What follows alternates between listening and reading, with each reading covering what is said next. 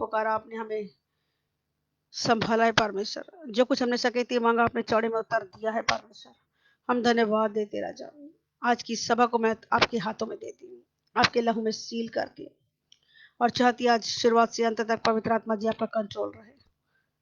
हमारा स्तुति करना, प्रशंसा करना, आराधना करना, वचन का शेयर करना, प्रार्थनाओं का करना, प्रकाशनों का बांटना परमेश्वर, सब कुछ तेरी ओर से हो परमेश्वर। मेरा भरोसा मेरी तैयारी पे बिल्कुल भी नहीं है, मेरा भरोसा आप पर है। पवित्र आत्मा जी मैं आपके हाथों में हर बात सौंपती हूँ। बोलने वाली मैं नहीं, आपका पवित्र आत्मा हूँ। होंठ मेरे हो लेकिन शब्द आपके हों। जो कुछ भी गाऊं परमेश्वर आपकी महिमा के लिए हो। जो भी वचन शेयर करूं आपकी महिमा के लिए हो परमेश्वर। आपकी महिमा हो और आपके बच्चों का छुटकारा हो, ऐसा चाहती परमेश्वर। आज ऐसे ताजे भेद परमेश्वर उतरे, जब वचन शेयर करें परमेश्वर तो ऐसे ताजे प्रकाशन उतरे। बंद बुद्धि खोले, सबसे पहले बंद बुद्धि खोले, बंद हृदय खोले, बंद आत्मिक और शारीरिक कान खोले, ताकि स्तुति और प्रशंसा के द्वारा परमेश्वर हमारे मन तैयार हो कि जो भी वचन रूपी बीज बोया जाए 30 नहीं 60 नहीं वरन 100 गुना फल लेकर आए। जिंदगियां बदले, परिस्थितियां बदले, हालात बदले और यीशु के नाम की महिमा होने पाए, हर कमी घटी दूर होने पाए, यीशु का नाम ऊंचा उठे। डिस्टर्बेंस की हर एक स्पिरिट जो भी हमारे जीवनों में या हमारे इर्द गिर्द काम करने की कोशिश कर रही है, या हमारे फोकस को डाइवर्ट करने की कोशिश करती है, या हमें परमेश्वर की दी हुई आशीषों को उपयोग करने से रोकती हैं, यीशु के नाम से पूरी तौर पर नष्ट होने पाए। जितने हथियार हमारी हानि के लिए बनाए जाएंगे उनमें से एक भी सफल नहीं हो, कोई भी सफल नहीं होगा, ऐसा आपका वायदा है परमेश्वर। और आपका एक एक वायदा हाँ और आमीन में पूरा होता है। इसके लिए बहुत धन्यवाद देती हूँ। आगे का समय आपके हाथों में सौंपते हो, विश्वास करती हूँ कि आपने हमारी प्रार्थना को सुन लिया, उत्तर दे दिया। सब बातों पर पवित्र आत्मा जी आपका कंट्रोल मांगते हुए धन्यवाद करते हैं आपकी हुजूरी के लिए। आपने वायदा किया जहां 2 या 3 आपके नाम से इकट्ठा है उनके बीच में आप हाजिर हैं परमेश्वर। आपकी हुजूरी यहाँ पर, और जब आपकी हुजूरी आ जाती है परमेश्वर तो जकड़े हुए आजाद हो जाते हैं, शैतान भाग जाता है, शैतान हराया जाता है, वो मुंह के बल गिरता है। हालेलुया। और आज भी ऐसे अद्भुत काम हमारे बीच में होंगे, अद्भुत चंगाइयां होंगे, अद्भुत छुटकारे होंगे। यीशु का नाम महिमा पाएगा। ऐसा होने के लिए आप सहायता और मदद करेंगे, मैं धन्यवाद देती हूँ। धन्यवाद करती हूँ प्रार्थना सुनने के लिए, उत्तर देने के लिए। आनंद देने वाली आत्मा हमारे बीच में उतरे, पवित्र आत्मा आपकी भरपूरी उतरे, और आप ही का नाम, यीशु के नाम में पिता का नाम ऊंचा उठे। यीशु मसीह के नाम से इस प्रार्थना को मांगते हैं। देर से सुने और ग्रहण कर ले पिता। आमीन आमीन आमीन आमीन। हालेलुया। आइए धन्यवाद करते हुए गीत प्रभु ने आत्मा में डाला। यीशु राजा तो दिल में समा जा। हालेलुया।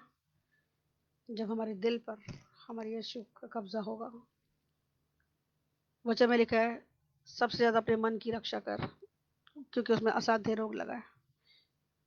अगर हमारे दिल पर, क्योंकि दिल ही चंचल है, हमारे दिल पर यीशु का कब्जा हो जाएगा तो दुष्ट उसे गलत बातों में भटकाने नहीं पाएगा। तो आइए हम इस गीत को अपनी प्रार्थना के रूप में गाएं, धन्यवाद करते हैं कि यीशु राजा तो मेरे दिल में समा जाए, ताकि मैं तेरी सराहना गा सकूं, तेरे नाम को ऊंचा उठा सकूं। हालेलुया। आइए हम ताली बजाते हुए उसकी स्तुति और प्रशंसा करेंगे। हालेलुया। यीशु राजा तू दिल में समा जा, मैं सना तेरी गाऊं, मैं सना तेरी गाऊं, मैं सना तेरी गाऊं, मैं सना तेरी गाऊं, मैं सना तेरी गाऊं। यीशु राजा तू दिल में समा जा, मैं सना तेरी गाऊं,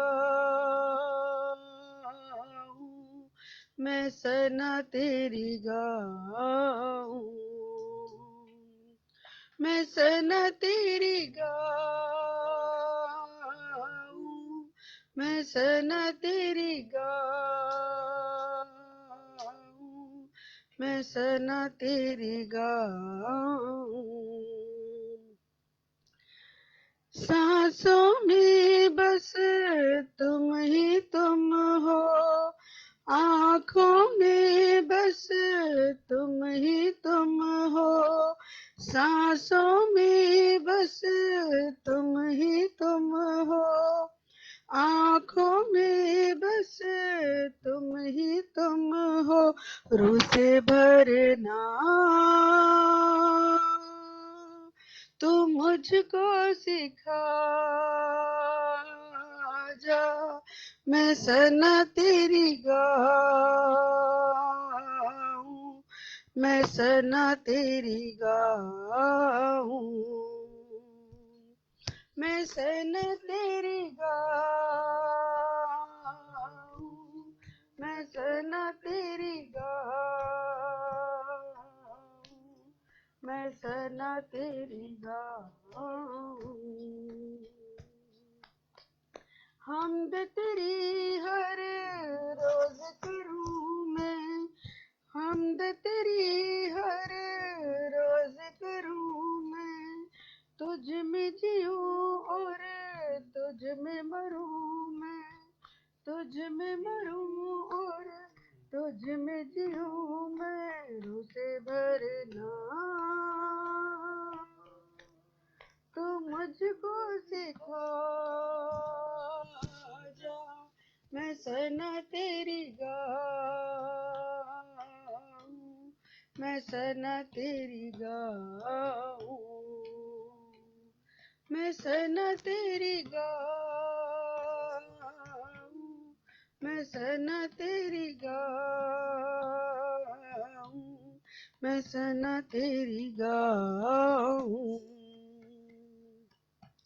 प्रस्तुष में तू तख्त लगाए, फिर सबके तू दुख मिटाए।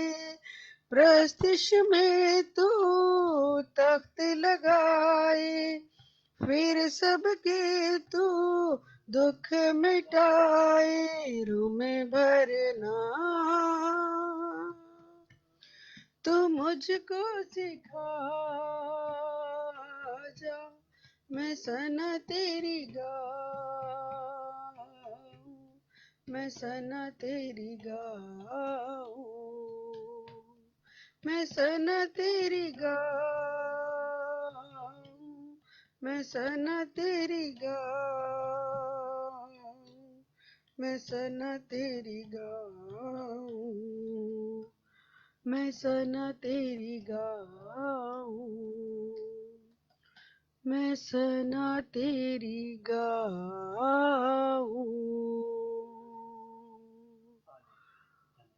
धन्यवाद करते प्रभु जी आपकी स्वीट प्रेजेंस के लिए परमेश्वर, जो आपने हमारे माध्यम में लगाई परमेश्वर। धन्यवाद, सच में हमें रूह से भरना तो सिखा दे, ताकि तेरी आत्मा से भर के हम बड़े बड़े काम करें परमेश्वर, तेरे नाम को और ऊंचा उठाएं अपने जीवन से परमेश्वर, और शैतान के जकड़े को आजाद करें, खुद भी आशीष पाए और दूसरों के लिए भी आशीष का कारण बने। प्रभु अपनी कॉलिंग को समझते हुए आगे बढ़ सके परमेश्वर, तेरे नाम को ऊंचा उठाते हुए परमेश्वर हम आगे बढ़ते। तेरा वचन कहते संसार में तो बहुत कलेश है, संसार में तो कलेश है, लेकिन तुम ढांढस बांधो क्योंकि मैंने संसार को जीत लिया। प्रभु इस कलेश भरे संसार में आज हम तेरी ओर ताक रहे हैं कि आज यीशु आप मेरा सहारा बन जाएंगे। अगर आप मेरा सहारा नहीं, अगर मैं कहीं और सहारा ढूंढ रही हूँ, तो जैसे मेरा अनुभव बहुत बार वो सब दरवाजे बंद हुए हैं, जब जब तेरी ओर निहारा तूने आशीषित किया परमेश्वर। सच है प्रभु, आपकी योजनाएं अद्भुत है, आपका प्रेम अद्भुत है। आज हम में से हर एक की जुबान दिल से इस बात को कहे कि हाँ प्रभु, आज मेरी जिंदगी में मेरा सहारा आप बन जाइए। अभी तक शायद सहारा पैसों को बना रखा था, शायद किसी रिश्ते को बना रखा था, शायद किसी रिसोर्स को बना रखा था, लेकिन आज हम अंगीकार कर रहे हैं परमेश्वर कि आप मेरा सहारा बन जाइए। हालेलुया, धन्यवाद करते हैं इन बातों को सिखाने के लिए, समझाने के लिए। और अपने अनुसार, अपनी आत्मा के अनुसार चलाने के लिए हम धन्यवाद देते। आओ यीशु मेरा सहारा बन जाओ, आओ यीशु मेरा सहारा बन जाओ, डोली मेरी कश्ती किनारा बन जाओ, डोली मेरी कश्ती किनारा बन जाओ, आओ यीशु मेरा सहारा बन जाओ, आओ यीशु मेरा सहारा बन जाओ, तेरे घर वसा में दुआएं हो मंगिए, तेरे घर वसा में दुआएं हो मंगिए, जिंदगी तो वद की दया तेरी चंगी है, जिंदगी तो वद की दया तेरी चंगी है, जान तो भी वद के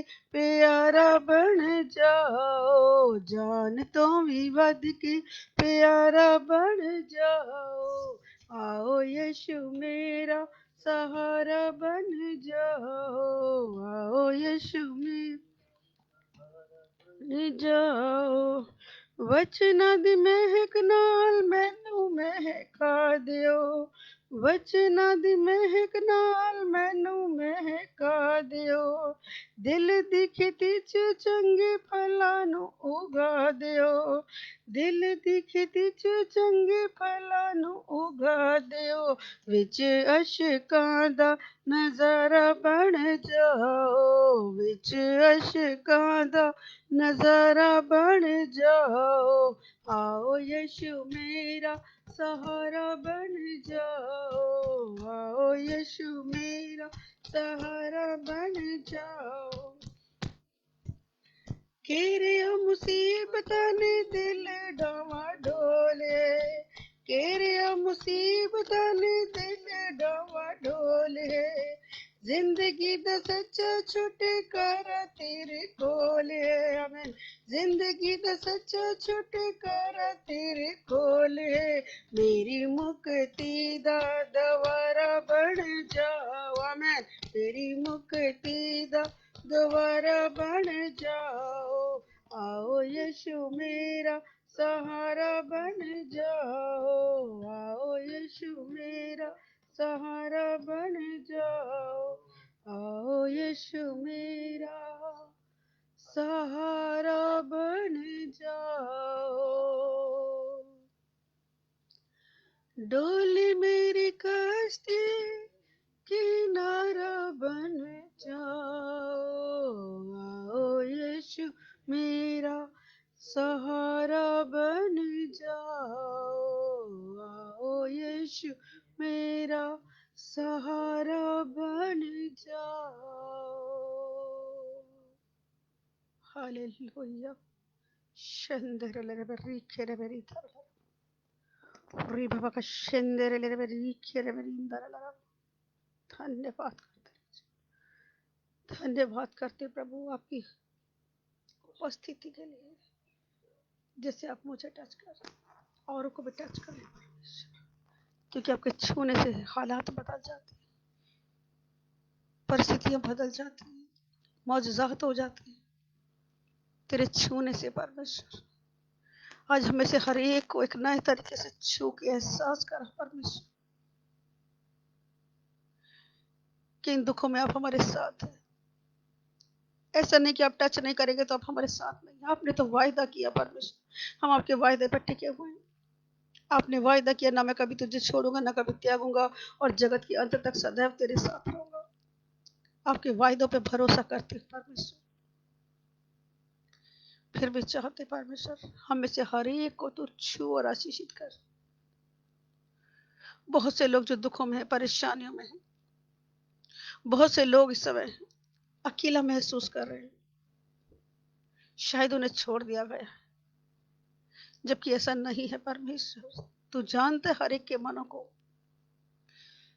शैतान की सारी गंदी योजनाएं जो कम्युनिकेशन गैप के कारण आ रही है यीशु के नाम से नष्ट हो जाए। तूने जिस मकसद से अपने बच्चों को मिलाया है, जोड़ा है परमेश्वर, वो मकसद पूरे होने पाए। हम सब कंधे से कंधा मिलाकर तेरी दी हुई सेवकाई को आगे बढ़ाने पाए परमेश्वर। तेरे लिए एक एक सोल कीमती, एक एक आत्मा कीमती है परमेश्वर, एक भी नाश ना होने पाए जो तूने हमारे हाथों में दी है परमेश्वर। एक भी भेड़ भटकने ना पाए। भटकी हुई भेड़ों को परमेश्वर तो अपनी सोटी और लाठी से लेकर आएगा परमेश्वर। धन्यवाद करते प्रभु, हम में से हर एक को सही ट्रैक पे चला परमेश्वर, ताकि नरक की आग में जाने से बच जाए परमेश्वर। हम जानते पिता रास्ता सकड़ा है, इस सकड़े मार्ग से प्रवेश करने वाले थोड़े ही होंगे, लेकिन फिर भी हम चाहते जो हमारे हाथ में सौंपे एक भी नाश ना हो परमेश्वर, एक भी नाश ना हो। मैं अपनी भी और उस पूरे झुंड की जिसमें तूने अध्यक्ष ठहराया उसकी चौकसी कर सकूं, और मैं अपने आप से कुछ नहीं कर पाऊंगी परमेश्वर। जब तक आप मेरी सहायता और मदद नहीं करेंगे मैं कुछ नहीं कर पाऊंगी। होली स्पिरिट, मुझे जरूरत है आपकी, आपकी गाइडेंस की। आप मुझे लीड करें, मेरे लोगों को लीड करें, आप हमें गाइड करें परमेश्वर। हम मनुष्य से तो सच में कुछ भी नहीं हो सकता, लेकिन जो मुझे सामर्थ्य देता उसमें मैं सब कुछ कर सकती हूँ। धन्यवाद देते राजा कि आप हमारे साथ हैं। मुश्किल घड़ियों में आपका वचन हमें संभालते हैं। आज होने दी भजन संहिता 119:18 के अनुसार आज हमारी आंखें खोल दे परमेश्वर, कि हम तेरी व्यवस्था की अद्भुत बातों को सीखने पाए परमेश्वर। वो भेद जान सके जिसकी आज हमें जरूरत है परमेश्वर। कलीसिया तैयार हो उसकी दुल्हन के रूप में, ऐसी प्रकाशन उतरे परमेश्वर, ताकि दिन दुगनी और रात चौगनी तरक्की पाए, उन्नति पाए और तेरे नाम को महिमा दे। सारी बातें मिलके भलाई को उत्पन्न करेंगी। मैं धन्यवाद देती, धन्यवाद करती पिता कि आपने हमारी प्रार्थना को सुन लिया, उत्तर दे दिया। सारी बातों में आपको महिमा देते हुए एक बार फिर से इस प्रार्थना को यीशु मसीह नासरी के नाम से मांगते हैं और डिस्टर्बेंस की स्पिरिट को दूर भगाते हैं, पूरे छुटकारे की घोषणा करते हुए, यीशु के दूतों का पहरा लगाते हुए प्रभु तेरे नाम को ऊंचा उठा सके ऐसा अनुग्रह देने के लिए धन्यवाद देते हैं। यीशु मसीह के जीवित और सामर्थ्य नाम से इस प्रार्थना को मांगते थे, ऐसे सुने और ग्रहण कर ले पिता। आमीन आमीन। Hallelujah hallelujah. प्रभु का धन्यवाद हो उसकी उपस्थिति के लिए। सच में वो हमारे जीवनों में काम करता है, अद्भुत रीति से हमें आशीषित करके आशीष का कारण बनाना चाहता है। हालेलुया। उसकी हुजूरी हमारे बंधनों को तोड़ती है। हालेलुया। धन्यवाद देते हैं। जैसा कि हम सब जानते हैं, हम प्रकाशित वाक्य में से सीख रहे हैं। आइए हम एक बात सीखिए, बहुत सीखने तैयार थे, लेकिन आज मैं आपको रैप्चर के बारे में बताऊंगी थोड़ा सा। हालेलुया। और सीक्रेट कमिंग के बारे में कि परमेश्वर का आना। अभी तक हम बहुत सारे लोग ऐसे ही सोचते थे कि जब रैप्चर टाइम होगा, और रैप्चर जैसा शब्द जबकि बाइबल में कोई नहीं है। बाइबल लिखा उठा लिया जाना, शब्द दिया उठा लिया जाना। और उठाया किसको जाएगा, कौन लोग उठाए जाएंगे, कौन लोग रह जाएंगे, और ये क्यों होना है, क्या मकसद है इसका, क्या कारण है इसका, क्यों जरूरी है इसको जानना, क्यों बाइबल में इसका जिक्र है, इससे पहले क्या ऐसी बातें हुई थी। तो आज हम बाइबल से ही जानेंगे, हम अपने शब्दों में नहीं, हम बाइबल से ही जानेंगे कि परमेश्वर क्या कहना चाहते हैं। तो निकालेंगे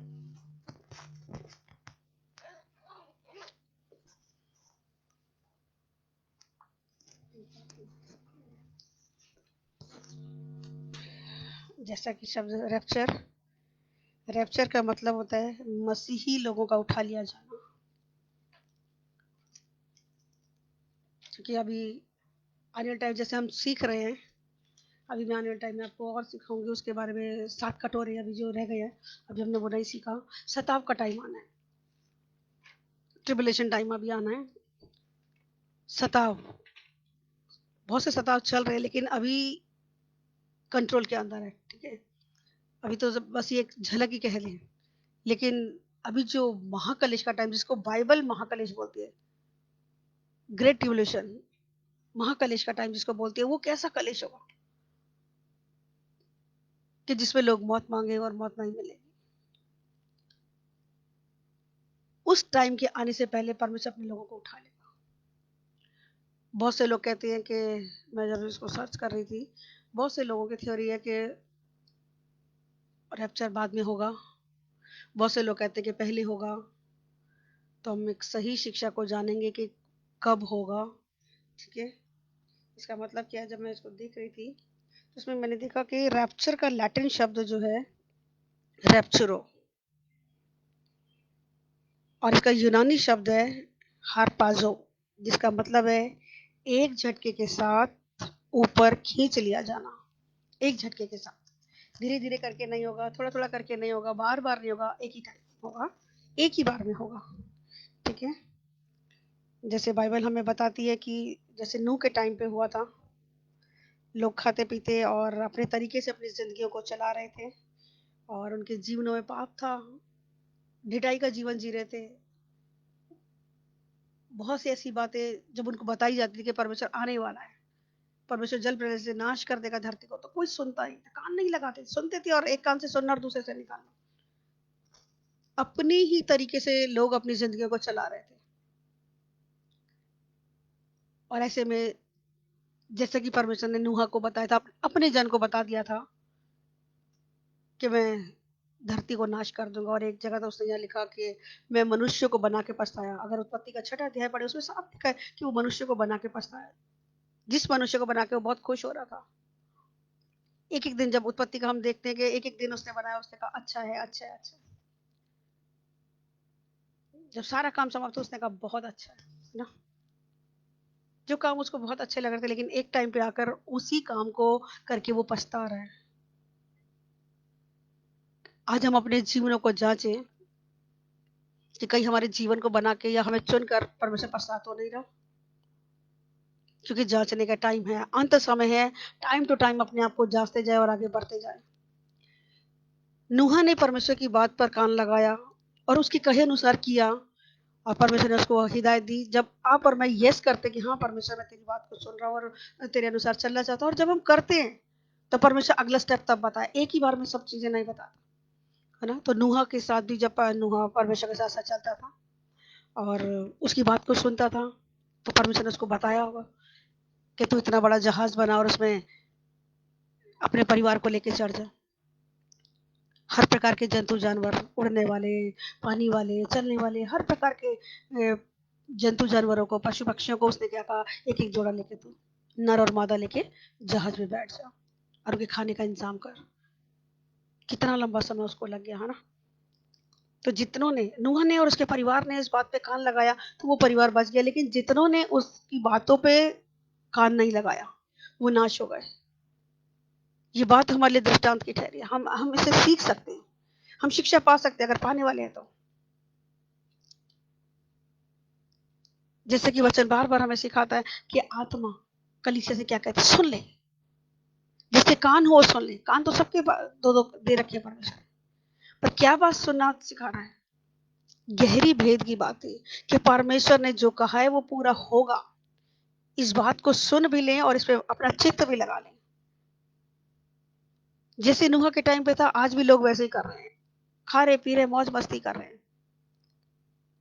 पूरे संसार में हाहाकार मचा पड़ा है। कल भी एक भाई का वीडियो आया, कहीं फॉरेन कंट्री से आए हुए थे, वहां से भी उन्होंने वीडियो भेजा था, और यहाँ के भी इंडिया में आके वो बोल रहे हैं कि मैंने इतना भयानक मंजर देखा वहां पे अमेरिका में कि यहाँ तो कुछ भी नहीं है। लोग मतलब पिकनिक मना रहे हैं, हाथ जोड़कर विनती कर रहे हैं कि भाई लोगों, डिस्टेंस बना के रखो, सोशल डिस्टेंसिंग रखो, उचित दूरी बना के रखें और सही तरीके से चलें ताकि ये जल्द से जल्द इससे छुटकारा हो। लेकिन लोग समझ नहीं रहे। डे बाई डे केस बढ़ते ही चले जा रहे हैं। लेकिन परमेश्वर का धन्यवाद कि उसने अपने लोगों को बचा रखा है ना। निर्गमन का मैंने स्टार्टिंग में भी आपको चैप्टर सिखाया था कि निर्गमन में उसने लिखा है 11वें अध्याय से लेकर आगे जब हम पढ़ते हैं है ना, तो उसमें लिखा है उसने कि वो इजरायलियों और मिस्रियों में भेद करता है। आज भी जो उसकी बात मान के चलते हैं, उनको उसने बचा के रखा। आज आप और मैं क्यों बचे हुए हैं? हमने बहुत अच्छा खाना खाया, हमने बहुत अच्छी डाइट ली, हमने बहुत अपने आप को मेंटेन रखा, इसलिए नहीं आप और मैं बचे हुए, बल्कि इसलिए बचे हुए कि परमेश्वर की दया आपके और मेरे ऊपर बनी हुई है। उसकी करुणा जो सदा की है आज के दिन तक बनी है। रोज जब उठते हैं बहुत धन्यवाद देते हैं, परमेश्वर धन्यवाद कि आपने एक और दिन दिया कि हम अपने आप को और करेक्ट कर सके, नरक जाने से बचा सके। तो परमेश्वर हमें सिखाना चाहता है। तो जितने लोग तौबा नहीं कर रहे थे नाश हो गए, आज भी सेकंडों में लोग जा रहे हैं। वो पैसा बचा नहीं पा रहा, वो अच्छी सेहत बचा नहीं पा रही। रोज बरोज हम देख रहे हैं जिंदगियां तेजी से नाश होती हुई देख रहे हैं हम, क्योंकि हम जानते हैं कि परमेश्वर ने वचनों में पहले ही बता दिया कि आज्ञा ना मानने वाले को जीवन में उसका प्रकोप भड़कता है। तो उसका प्रकोप आपके और मेरे पर भड़के इससे पहले आप और मैं तौबा करें। जहां कहीं भी आपको याद आ रहा है ये मुझसे गलती हो गई, तुरंत माफी मांगे, फॉरगिव एंड फॉरगेट करते जाए, माफ करते जाए और आगे बढ़ते जाए। किसी बात के लिए किसी से कड़वाहट ना रखें, परमेश्वर के वचन के अनुसार चलते जाएं, ताकि परमेश्वर का काम होता जाए, परमेश्वर की महिमा होती जाए। जैसा कि हम जानते हैं कि जो लोग यीशु के नाम पर और उसके काम पर विश्वास करेंगे और उसे अपने उद्धारकर्ता के रूप में ग्रहण करेंगे, परमेश्वर उन्हें अपने पास एक झटके में रैप्चर के साथ उठा लेगा, है ना। और जब यीशु बादलों में आएगा रैप्चर का टाइम, तो ये उसकी सेकंड कमिंग नहीं होगी, इस बात को ध्यान रखना, ठीक है। बहुत से लोग, मैं भी बहुत साल तक इसी बात को समझती थी कि जिस दिन रैप्चर होगा उठा लिए जाएंगे, वही यीशु की सेकंड कमिंग है। उसके बारे में आपको सिखाऊंगी अलग से। अभी आज हम रैप्चर के बारे में, उठा लिए जाने के बारे में सिर्फ आज हम सीख रहे हैं, ठीक है। मेरा पूरा वचन तैयार, लेकिन टाइम देखेंगे हम, जैसे जैसे परमेश्वर का आत्मा हमें अगुवाई करे हम करेंगे। लेकिन इस बात को मैं एक बार फिर रिपीट करूंगी कि यीशु की सेकंड कमिंग जो है वो रैप्चर टाइम नहीं होगी, ठीक है, उठा ली जाने का टाइम। यीशु की सेकंड कमिंग तो ट्रिबुलेशन टाइम के जो 7 साल का महाक्लेश होना है उसके बाद होगी, जैसा कि प्रकाशित वाक्य 19 के 11 से 21 में लिखा है। जब मैं सर्च कर रही थी तो कुछ कुछ वर्सेस मिले मुझे, ठीक है। तो हम टाइम टू टाइम पढ़ते जाएंगे इसको वन बाय वन करके। और ये रैप्चर बाइबल में लिखा कभी भी हो सकता है। 2 लोग काम कर रहे होंगे खेत में मतलब एक जगह पे काम कर रहे होंगे, तो जो ज्यादा परमेश्वर के वचन के अनुसार चलता पाया जाएगा। परमेश्वर का वचन क्या कहता है? 2 लोग खेत में काम कर रहे होंगे, एक उठा लिया जाएगा। परमेश्वर अपने लोगों को सताव आने से पहले उठा लेगा। परमेश्वर कभी भी अपने लोगों को दुख में नहीं देखना चाहता, क्योंकि जब कलीसिया उठाई जाएगी उसके साथ साथ पवित्र आत्मा भी उठा लिए जाएंगे। और पवित्र आत्मा ही मनुष्य को पाप के बारे में कायल करता है, उसको चिताता है, बताता है कि ये गलत है, ये सही है। लेकिन रैप्चर टाइम में जब हम देखेंगे, मैंने बाइबल सर्च कर रही थी, कई चीजें हमने देखी, लेकिन उसमें हम सिर्फ 3 ही लोगों के बारे में हम ज्यादा बात करते हैं और बाकियों के बारे में हम नहीं ज्यादा बात करते हैं ना। बहुत सारे लोगों से कई सालों से सुनते आए हैं कि हमने हनोक को देखा, हमने एलिया को देखा, हमने यीशु मसीह को देखा। जब पूछा जाता है कौन लोग उठा लिए गए, लेकिन जब मैं सर्च करी थी और भी ज्यादा, कई बार इस बात को पढ़ा लेकिन ध्यान नहीं देते हम लोग, है ना। तो यहाँ पे 7 तरह के रैप्चर्स को मैंने देखा, जो मैं आज आपके साथ शेयर करूंगी, ठीक है। तो पहला रैप्चर जो हुआ था, ये अभी कोई पहली नई घटना नहीं हो, लेकिन मसीह लोग इस बात को जानते हैं। हनोक जो परमेश्वर के साथ चलता था, है ना।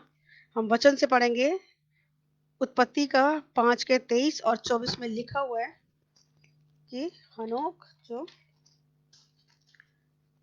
हनोक की कुल आयु 365 साल की थी।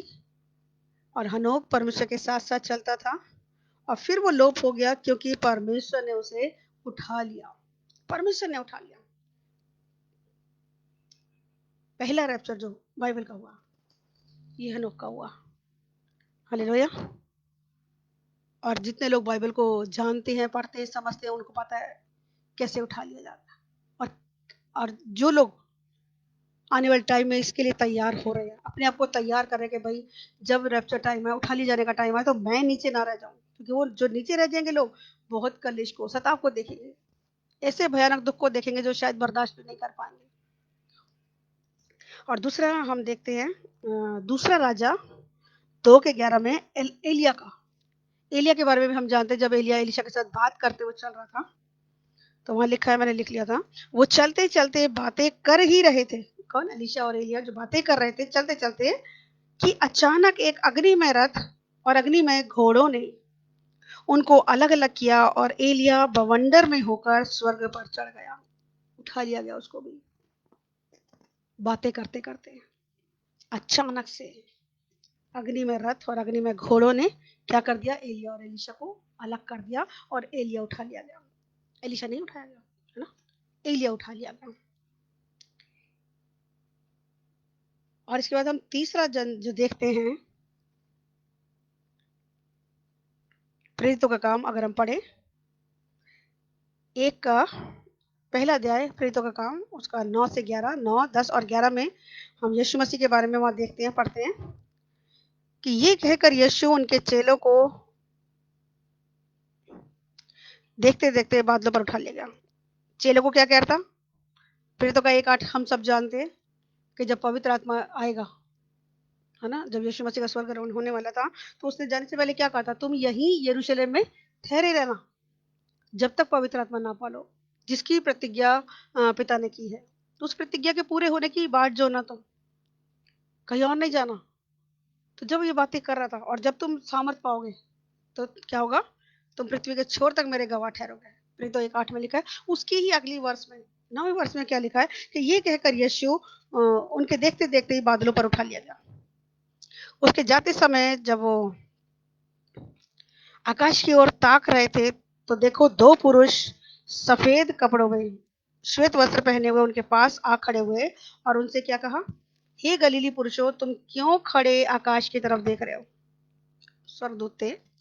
और इसकी 11वीं आयत कह रही है कि यही यीशु जो तुम्हारे पास से स्वर्ग पर उठा लिया गया, हेवन में उठा लिया गया है, जिस रीति से तुमने उसे स्वर्ग को जाते देखा, उसी रीति से वो फिर आएगा।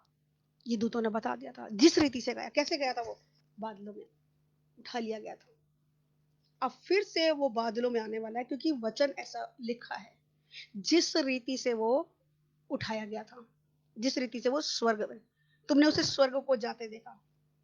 तो जब वो अपने चेलों के साथ बातें कर रहा था, बादल ने उसको उठा लिया था। हालेलुया। तो चेलों ने उसको अपनी आंखों से ऊपर जाते हुए देखा, अपनी आंखों से देखा। तो यहाँ भी इस बात को सेकंड कमिंग जो होगी, अभी जो रैप्चर होगा, सेकंड कमिंग के बाद रैप्चर का टाइम जब होगा, जब वो आएगा बादलों में महिमा के साथ, है ना, हर एक आंख उसको देखेगी, ऐसा लिखा है। और ये पहली बार ये घटना होगी, है ना, और एक ही बार में होगी, एक ही झटके में होगी, पलक झपकती होगी। अब हम और वचनों को देखेंगे कि परमेश्वर चाहता है कि आप और मैं इन बातों को सीखें। ये कैसे होगा? हनोक उठाया गया, एलिया उठाया गया, यीशु मसीह उठाए गए, और कौन उठाए जाएंगे? पहला थिस्सलुनीके अगर हम पढ़ें 4 का 16 और 17, तो इसमें बात लिखी हुई है, 16-17 पढ़ेंगे हम। 16वीं आयत क्या कहती है इसका?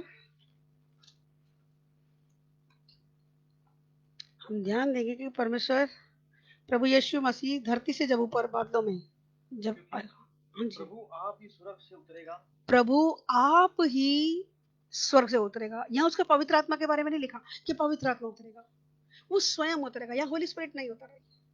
बहुत बार यहाँ पर मैं पवित्र आत्मा की बातें कर रही, लेकिन जब वो लेने के लिए आएगा, स्वर्ग में जाते हुए किसको देखा था? यीशु मसीह को देखा था, उसकी आत्मा को नहीं देखा था लोगों ने। जब वो गया था तब उसका पवित्र आत्मा धरती पर आया था, पेंटिकोस्ट के दिन, है ना।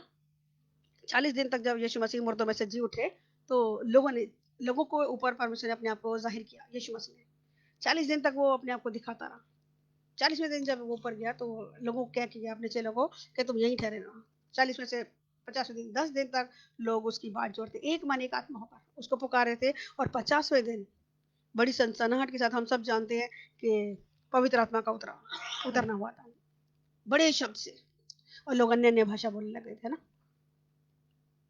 तो उस वक्त पवित्र आत्मा उतरे थे। लेकिन यहाँ क्या कह रहा है? जब लोगों को वो लेने के लिए आएगा, अपने जो तैयार होंगे, जो उसके साथ उसके फॉलोअर होंगे, किस तरीके से होंगे, मैं वचन के साथ आपको सिखाऊंगी। कि वो जो तैयार दुल्हन होगी उसको लेने के लिए आ रहा है। और कैसे आ रहा है? अपनी आत्मा को नहीं भेज रहा कि तो भैया पवित्र आत्मा तू जा और तू लोगों को लेकर आ जा, नहीं, वो स्वयं आ रहा है अपने लोगों को लेने के लिए। तो परमेश्वर का धन्यवाद है कि इन बातों को परमेश्वर हमें पहले ही सिखा रहा है, क्योंकि हम बार बार सीख रहे हैं इस बात को कि वो कोई भी बात बिना प्रकट किए नहीं करता, अपने मर्म को अपने लोगों पर प्रकट करता है वो। हालेलुया।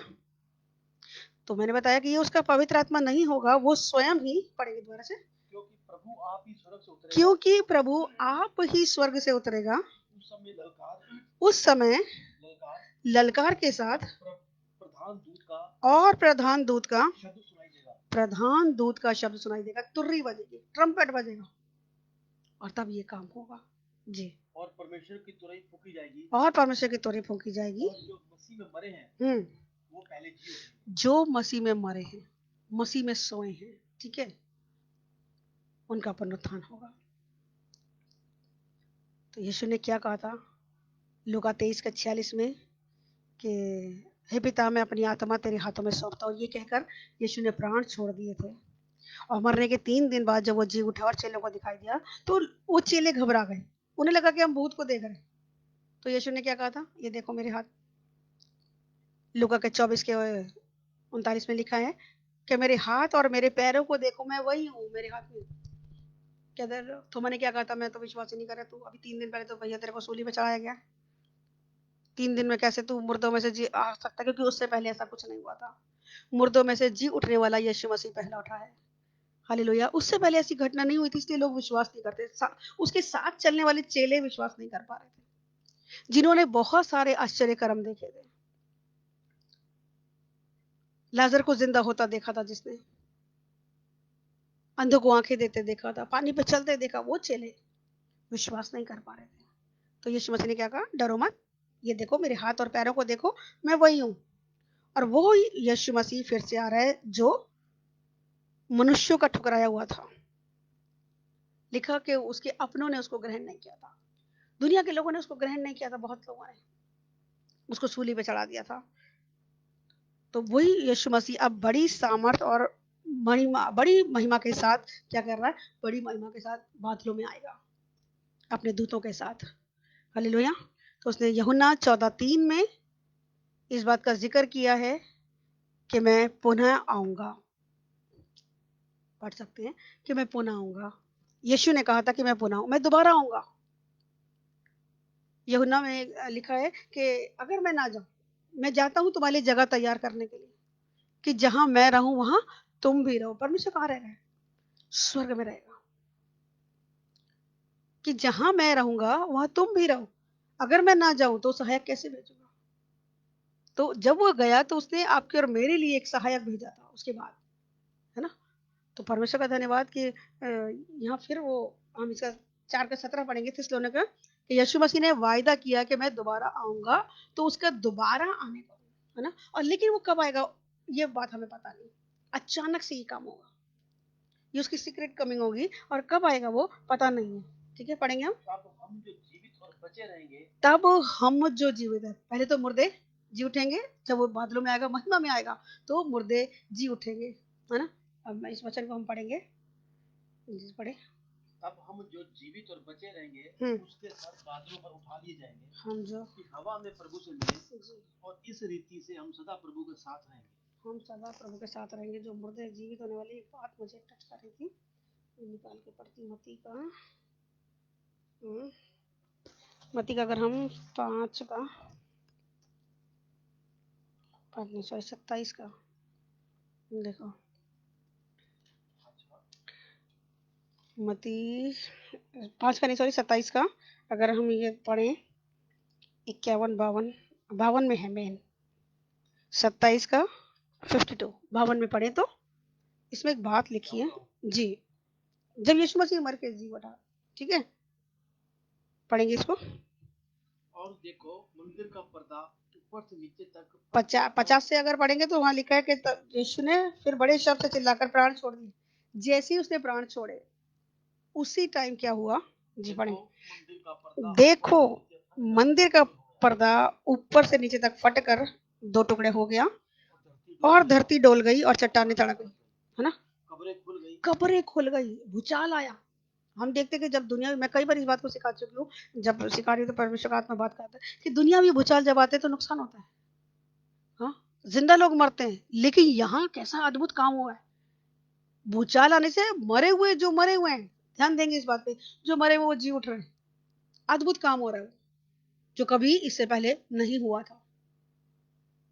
हम सब जानते हैं जब भूचाल आते हैं, चीजें गिरती हैं, कितने लोग मारे जाते हैं, कितनी चीजों का नुकसान होता है। लेकिन यहाँ कुछ अलग ही तरीके का भूचाल आ रहा है। और भूचाल आया तो क्या हुआ, पर्दा ऊपर से नीचे तक फट गया, धरती डोल गई, चट्टाने तड़क गई, और उसके बाद कह रहा है कब्रें खुल गई, मुर्दे निकले नहीं। ध्यान देना एक एक शब्द पे। मैं जब इसको पढ़ रही थी और एक चीज पर मुझे याद दिला था दोबारा से कि कब्रें खुल गई और सोए हुए पवित्र लोगों के बहुत से शव जी उठे। मुर्दे अगर जी उठेंगे, निकले नहीं है, ध्यान देना, वो जी उठे। जैसे ही यीशु मसीह बादलों में आए, महिमा में आए, तो क्या हुआ, सॉरी, जब यीशु ने प्राण त्यागे तो क्या हुआ, बहुत से लोगों की कब्रें खुल गई। अब ऐसी कोई कब्र जैसे बंद है, कब्र ढकी हुई होती है, अचानक से अगर खुले और मुर्दे उसमें दिखने लगे, कॉफिन बॉक्स में है या कैसे हैं, वो खुल गए। हाँ, कैसे करके खुले होंगे, हम सब जानते हैं मसीह में कैसे जब सोते हैं उसको कैसे बरी किया जाता है, गाड़े जाते हैं, कॉफिन बॉक्स में करके डाला जाता है, तो कैसे करके वो खुले होंगे ना। अगर हम एक सेकंड की आंख बंद करके सोचे इस नजारे को, तो वो मंजर कैसा होगा कि पवित्र लोगों के बहुत से शव जी उठे। और 53 में क्या कह रहा है, और उसके जी उठने के बाद कब्रों में से निकलकर पवित्र नगर में गए और बहुतों को दिखाई दिए। उसके जी उठने के बाद, यीशु मसीह कब जी उठे थे, 3 दिन के बाद। तो वो 3 दिन उसके अंदर पड़े रहे। ध्यान दे रहे इस बात को। जैसे यीशु मसीह ने प्राण त्यागे, मंदिर का पर्दा फटा, भूचाल हुआ, कब्रें खुल गई, खुली की खुली रह गई, उसमें से शव निकले नहीं है, वही पड़े हुए हैं। ठीक है। और यहाँ 53 आयत में बिल्कुल क्लियर लिखा है, उसके जी उठने के बाद, किसके, यीशु मसीह के। वो तीसरे दिन मुर्दों में से जी उठा। 3 दिन तक वो लाशें जिंदा तो हो गई, मुर्दे जिंदा तो हो गए, लेकिन उसी के अंदर पड़े रहे, निकले नहीं है। जब यीशु मसीह मर के जी उठा, उसके बाद वो कब्रों में से निकलकर पवित्र नगर में गए और बहुतों को दिखाई दिए। हालेलुया। और जो मुर्दे जी उठते हैं तो क्या होता है फिर, हमेशा के लिए तो जिए नहीं, क्योंकि उनका ऐसा पुण्यस्थान है, वो बदलेंगे, है ना। तो वो भी बादलों में उठाए गए होंगे, थोड़ा टाइम दिखाई देंगे, क्योंकि उसके बारे में कुछ आगे ऐसा नहीं लिखा है ना। तो लेकिन परमेश्वर हमें बताता है कि ये घटना आज एक ही बार अभी नहीं हुई, पहले भी हुई है ना। लेकिन अब की बार जो होगी, एक ही बार उठा ली जाएंगे और फिर वो हमेशा के लिए परमेश्वर के साथ वास करेंगे। इसका 19 के 11 में भी इस बात को लिखा हुआ, प्रकाशित वाक्य अगर हम पढ़े तो, प्रकाशित वाक्य 19 का 11 से 16।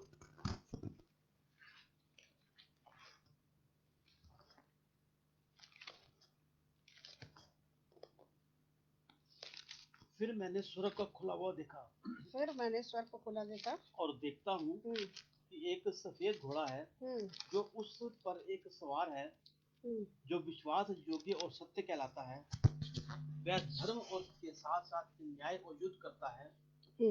उसकी आंखें आग की ज्वाला हैं, और उसके सिर पर बहुत से राजमुकुट हैं। उस पर एक नाम लिखा हुआ है, जिसे उसको छोड़ और कोई नहीं जानता। वह लहू छिड़का हुआ वस्त्र पहने हैं। उसका नाम परमेश्वर का वचन है। स्वर्ग की सेना सफेद घोड़े पर सवार और सफेद और शुद्ध मलमल पहने हुए उसके पीछे पीछे हैं। जाति जाति को मारने के लिए उसके मुंह से एक चोखी तलवार निकलती है।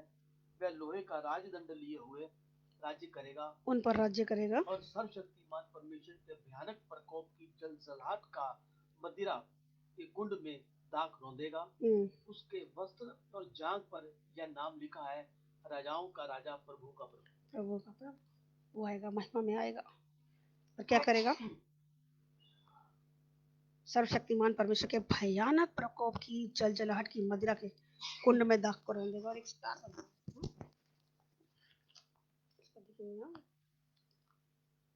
हम इसका 15 पढ़ेंगे,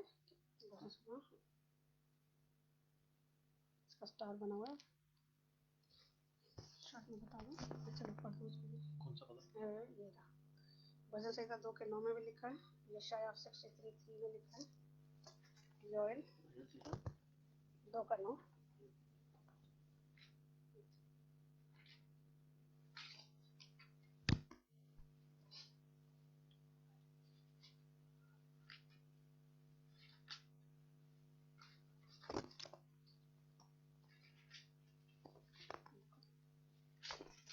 हालेलुया।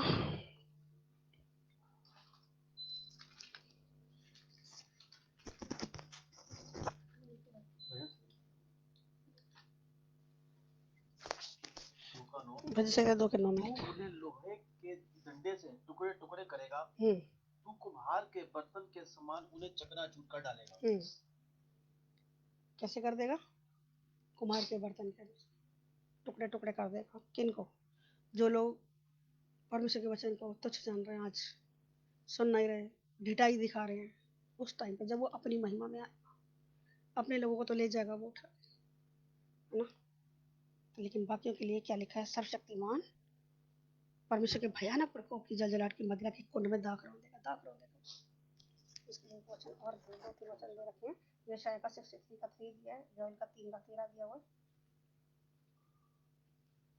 हाँ, यशायाह का 63 का 3, यशायाह 63:3 3 जी। मैंने तो अकेले ही हौद की दाखें रौंदी है, मैंने तो अकेले ही हौद की दाखें रौंदी है, दाखें रौंदी हैं, और देश के लोगों में से किसी के नाम साथ नहीं दिया, किसी के साथ नहीं दिया किसी। और मैंने अपने क्रोध में आकर उन्हें रौंदा, अपने क्रोध में आके रौंदा। तो आज ऐसे लोग परमेश्वर की जो बात नहीं मान रहे, परमेश्वर को क्रोध दिला रहे हैं।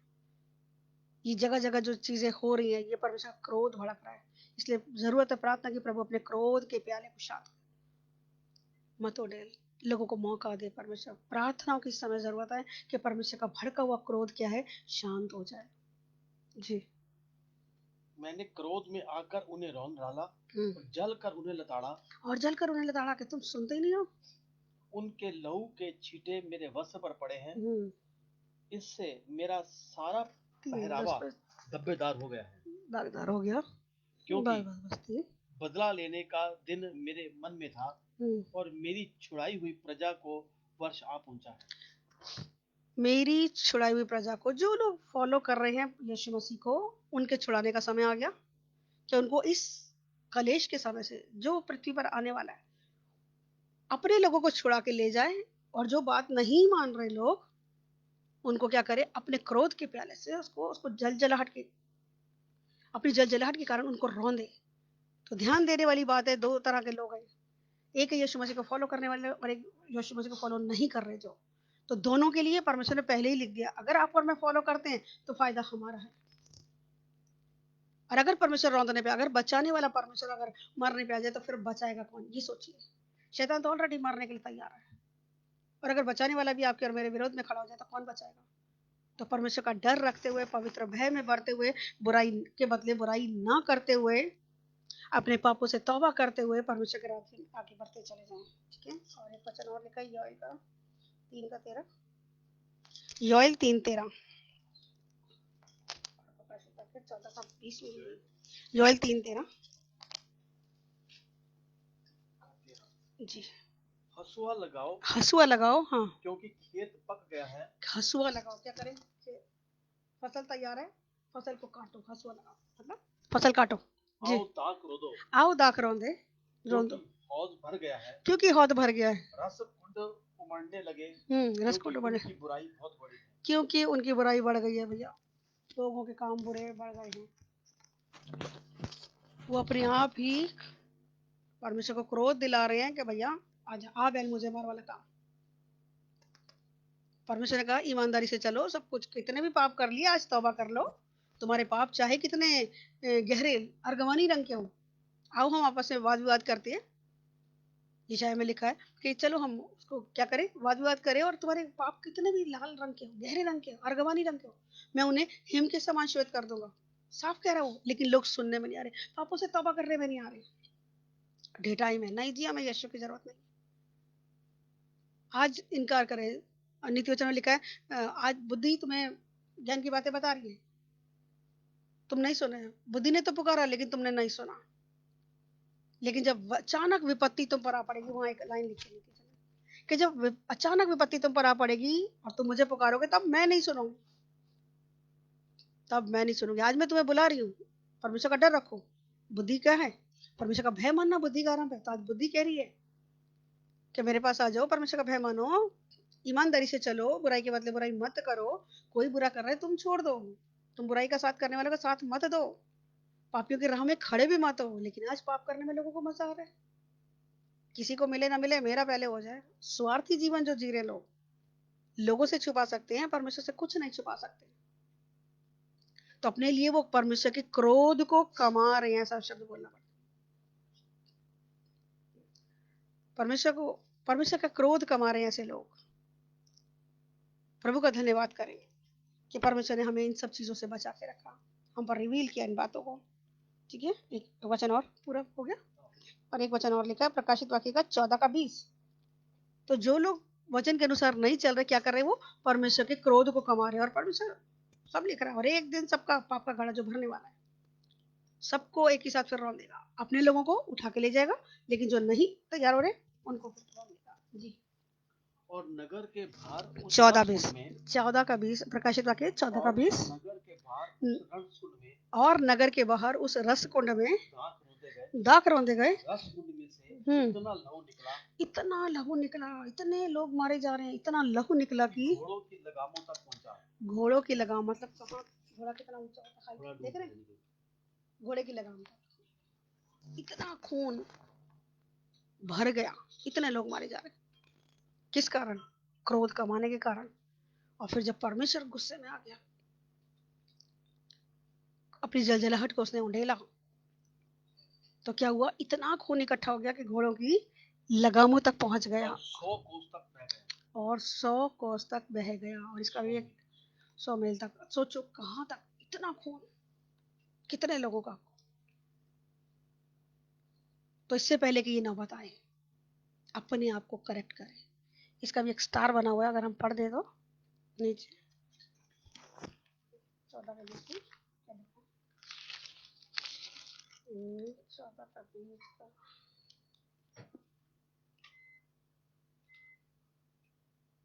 यशाया का 66 का 3 हमने पढ़ लिया। विलाप गीत 1 का 15 लिखा है। विलाप गीत 1 का 15 लिखा और प्रकाशित वाक्य 19 का 15।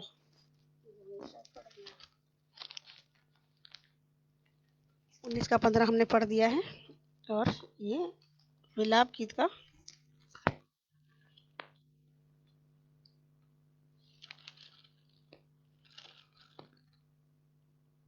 विलाप गीत 1 का 15। विलाप गीत 1 का 15। Jesus hallelujah. 1 का 15 ही पढ़ देंगे।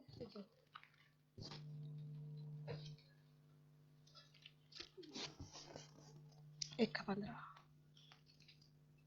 1:15। यहोवा ने मेरे सब पराक्रमी पुरुषों को तुच्छ जाना। यहोवा ने मेरे सब पराक्रमी, जो पावरफुल लोग थे, उनको क्या कर दिया? तुच्छ जाना। और उनसे नियत पर्व का प्रचार करके लोगों को मेरे विरुद्ध बुलाया। हाँ, और मेरे जवानों को पीस डाला। उसने नियत पर्व का प्रचार करके लोगों को मेरे विरुद्ध बुलाया कि मेरे जवानों को पीस डाले। और यहूदा की कुमारी कन्या को यहोवा ने मानो कोलू में पेरा है। पेरा मतलब पीस दिया, जैसे रस निकाल, कोलू में तेल निकाल देते, ऐसे कर दिया उसने। तो इससे पहले कि ये भयानक टाइम आए, परमेश्वर बता रहा है कि जो लोग करेंगे, फॉलो करेंगे। और ये मैं डराने के लिए नहीं बोल रही, क्योंकि ये सब चीजें होनी है। और जितने भी भविष्यवाणियां इस उठा लिए जाने के समय से पहले के लिए लिखी गई थी, बहुत सारी प्रोफेसीज पूरी हो चुकी। ऑलमोस्ट मैंने पढ़ा कि तकरीबन सारी पूरी हो गई है। और बिल्कुल एंड टाइम के एंड टाइम में है हम, बिल्कुल आखिरी टाइम में है। हम पढ़ेंगे इसको आगे। 19 का 15 हमने पढ़ लिया, अभी पढ़ देंगे दोबारा ना, पढ़ चुके हैं। ठीक है, तो अब ये हम पढ़ रहे थे यूहन्ना का हम जो कि यीशु मसीह ने कहा था मैं दोबारा आऊंगा, मैं पुनः आऊंगा, ठीक है। तो यहाँ परमेश्वर ने क्या कहा था कि मैं दोबारा आऊंगा, और कैसे आएगा? पहला थिस्सलुनीके हम जो पढ़ रहे थे, हम उसको फिर से निकालेंगे, 4:17। पहला थिस्सलुनीके 4:17, उसमें लिखा है, पढ़ देंगे। 17 जी, 16 पढ़ दिया था, तब हम जो जीवित और बचे रहेंगे। 16 हमने पढ़ दिया था, 17वां पढ़ने जा रहे हैं, क्योंकि क्या लिखा है, दोबारा पढ़ दे, चलो 16-17 दोबारा पढ़। क्योंकि प्रभु आप ही स्वर्ग से उतरेगा, परमेश्वर स्वयं ही स्वर्ग से उतरेगा। ये मैंने बताया कि पवित्र आत्मा नहीं होगा, यीशु मसीह स्वयं आएंगे जी। उस समय ललकार, प्रधान दूतों का शब्द सुनाई देगा। ललकार के साथ प्रधान दूतों का, प्रधान दूत कौन थे, मिकाएल, उसका दूत का शब्द सुनाई देगा, और परमेश्वर की तुरही फूकी जाएगी, परमेश्वर की तुरही फूकी जाएगी, और जो मसीह में मरे हैं वो पहले जी उठेंगे, जो मसीह में मरे वो पहले जी उठेंगे।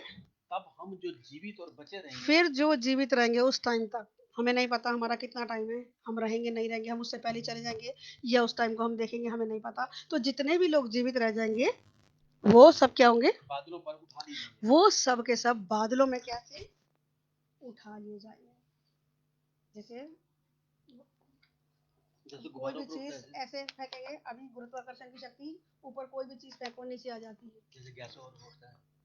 हाँ, और उसके अंदर तो गैस भरी होती है ना, तो अभी जैसे गुरुत्वाकर्षण की शक्ति जैसे नीचे खींचती है, ऊपर कोई भी चीज फेंको उसने नीचे आना ही आना है।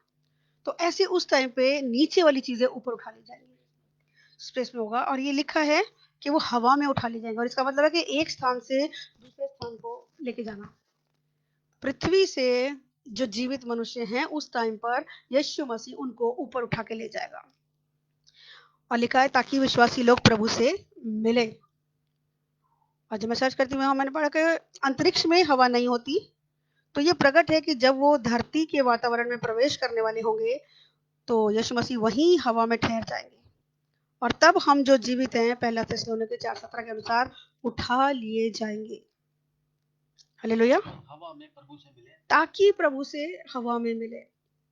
क्या स्पेस में हवा नहीं होती तो वहां नहीं जाएंगे, उससे नीचे आकाश में उठा ली जाएंगे, हवा में उठा ली जाएंगे, ठीक है। हम सदा प्रभु के साथ रहेंगे, और इस रीति से हम प्रभु के साथ सदा रहेंगे। अभी हमने एक वचन पहले पढ़ा था कि जिस रीति से प्रेरितों का काम 1:11 में हमने पढ़ा था कि जिस रीति से वो उठा लिया गया, याद है, जिस रीति से वो उठा लिया गया उसी रीति से वो दोबारा बादलों में आएगा।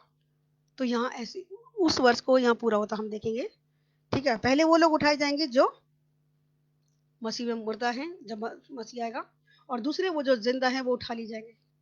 पहला हनोक उठाया गया, फिर एलिया उठाया गया, फिर यीशु मसीह उठाया गया, और यहाँ इन लोगों के लिए लिखा गया है कि कौन उठाए लिए जाएंगे, जो मसीह में मुर्दे हैं वो उठा लिए जाएंगे।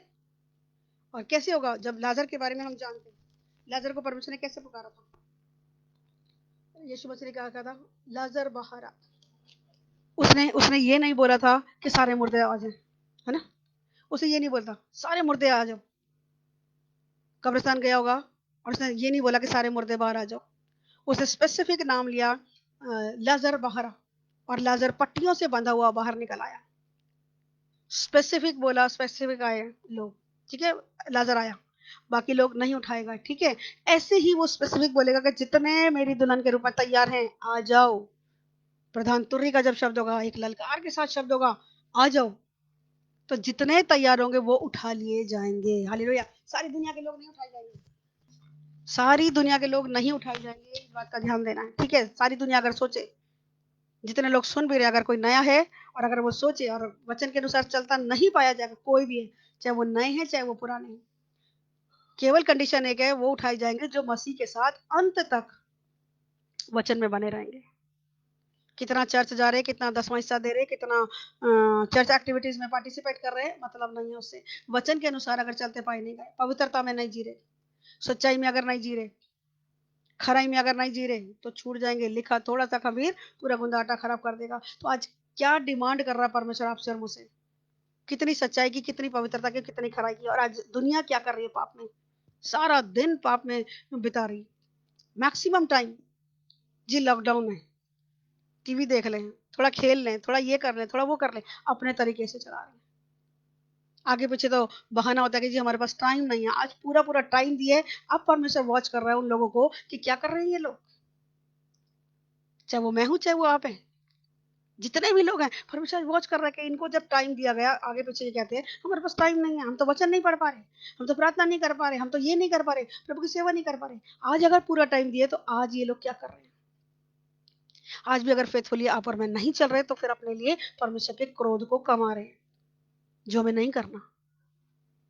अगर परमेश्वर का आत्मा आपसे बात कर रहा है, कहीं अगर गलत है किसी भी एरिया में, तो आज परमेश्वर से घुटनों में आके माफी मांगना। सच बता रहे, हमें नहीं पता कि हम कल का सूरज देखेंगे नहीं देखेंगे। मैं भी सुबह का सूरज देखूंगी नहीं देखूंगी, मैं रात को देखूंगी कि नहीं देखूंगी, मुझे नहीं पता। लेकिन प्रभु हम में से हर एक के पाप क्षमा करे और सही ट्रैक पे हमें लेकर आए। हालेलुया। तो वापस हम पढ़ेंगे उसको। पहले जो मुर्दे हैं वो जी उठेंगे और उसके बाद जो जिंदा हैं सब बदल जाएंगे। ठीक है, आगे दूसरी प्रकार के वो लोग उठाए जाएंगे। मैंने क्या बताया, हनोक, एलिया भाई और यीशु मसीह उठा लिए गए। और चौथी प्रकार के ये लोग थे जो मसीह में स्वयं वचन के अनुसार चलते चलते जिन्होंने अपना जीवन समाप्त किया, पहले वो उठाए जाएंगे और उसके बाद जो जिंदा है बदल जाएंगे। ठीक है, उसके बाद वो लोग उठाए जाएंगे जो मसीह में मरते हैं।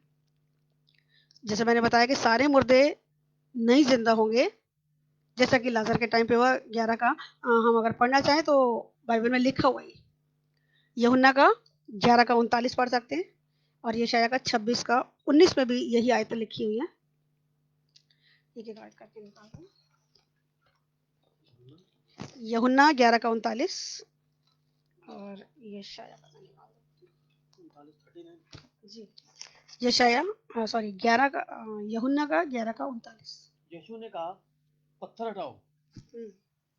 उस मरे हुए की बहन मार्था उससे कहने लगी, हे प्रभु, उसमें से अब दुर्गंध आती है। अब तो उसके अंदर से यीशु बदबू आ रही होगी, 3 दिन की सड़ी लाश, क्योंकि उसे मरे 4 दिन हो चुके हैं।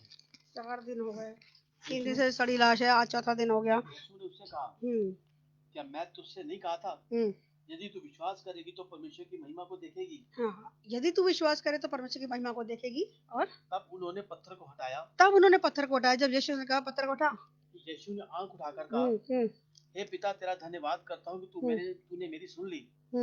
मैं जानता था तू सदा मेरे सुनता है, परंतु जो भीड़ आसपास खड़ी थी उनके कारण मैंने ये कहा, जिससे कि वे विश्वास कर ले कि तूने मुझे भेजा है। जो भीड़ खड़ी थी उस भीड़ को दिखाने के लिए कि वो परमेश्वर से बात कर रहा है कि परमेश्वर क्या कर रहा है, धन्यवाद कर रहा है। वो क्या कह रहा है, हे पिता, मैं तेरा धन्यवाद करता हूँ कि तूने मेरी सुन ली है, और मैं जानता था कि तू सदा मेरी सुनता है। जानता था कि आज यहाँ पर मैं जानते कि परमेश्वर हमारी सदा सुनता है। ये डाउटफुल रहते हैं, शक रहता है। हम प्रार्थना भी कर लेते, बहुत बार मैंने मसीह लोगों को देखा प्रार्थना कर लेते फिर भी डरे रहते। बहुत बार हमारे साथ भी ऐसा होता है, लेकिन प्रभु का आत्मा याद दिलाता है, यदि तू विश्वास करेगी तो मेरी महिमा को देखेगी। यकीनन परमेश्वर सुनता है। लिखा, जिस दिन तूने मुझे पुकारा उसी दिन मैंने तेरी सुन ली और तुझ में बल देकर हियाव बंधाया। भजन संहिता 138:2 में लिखा है यह आयत। जिस दिन तूने पुकारा, जब पुकारते हैं प्रभु तब सुन लेता है, लेकिन बहुत बार प्रार्थना करके और शक करने लगते हैं, पता नहीं ये काम होगा कि नहीं होगा।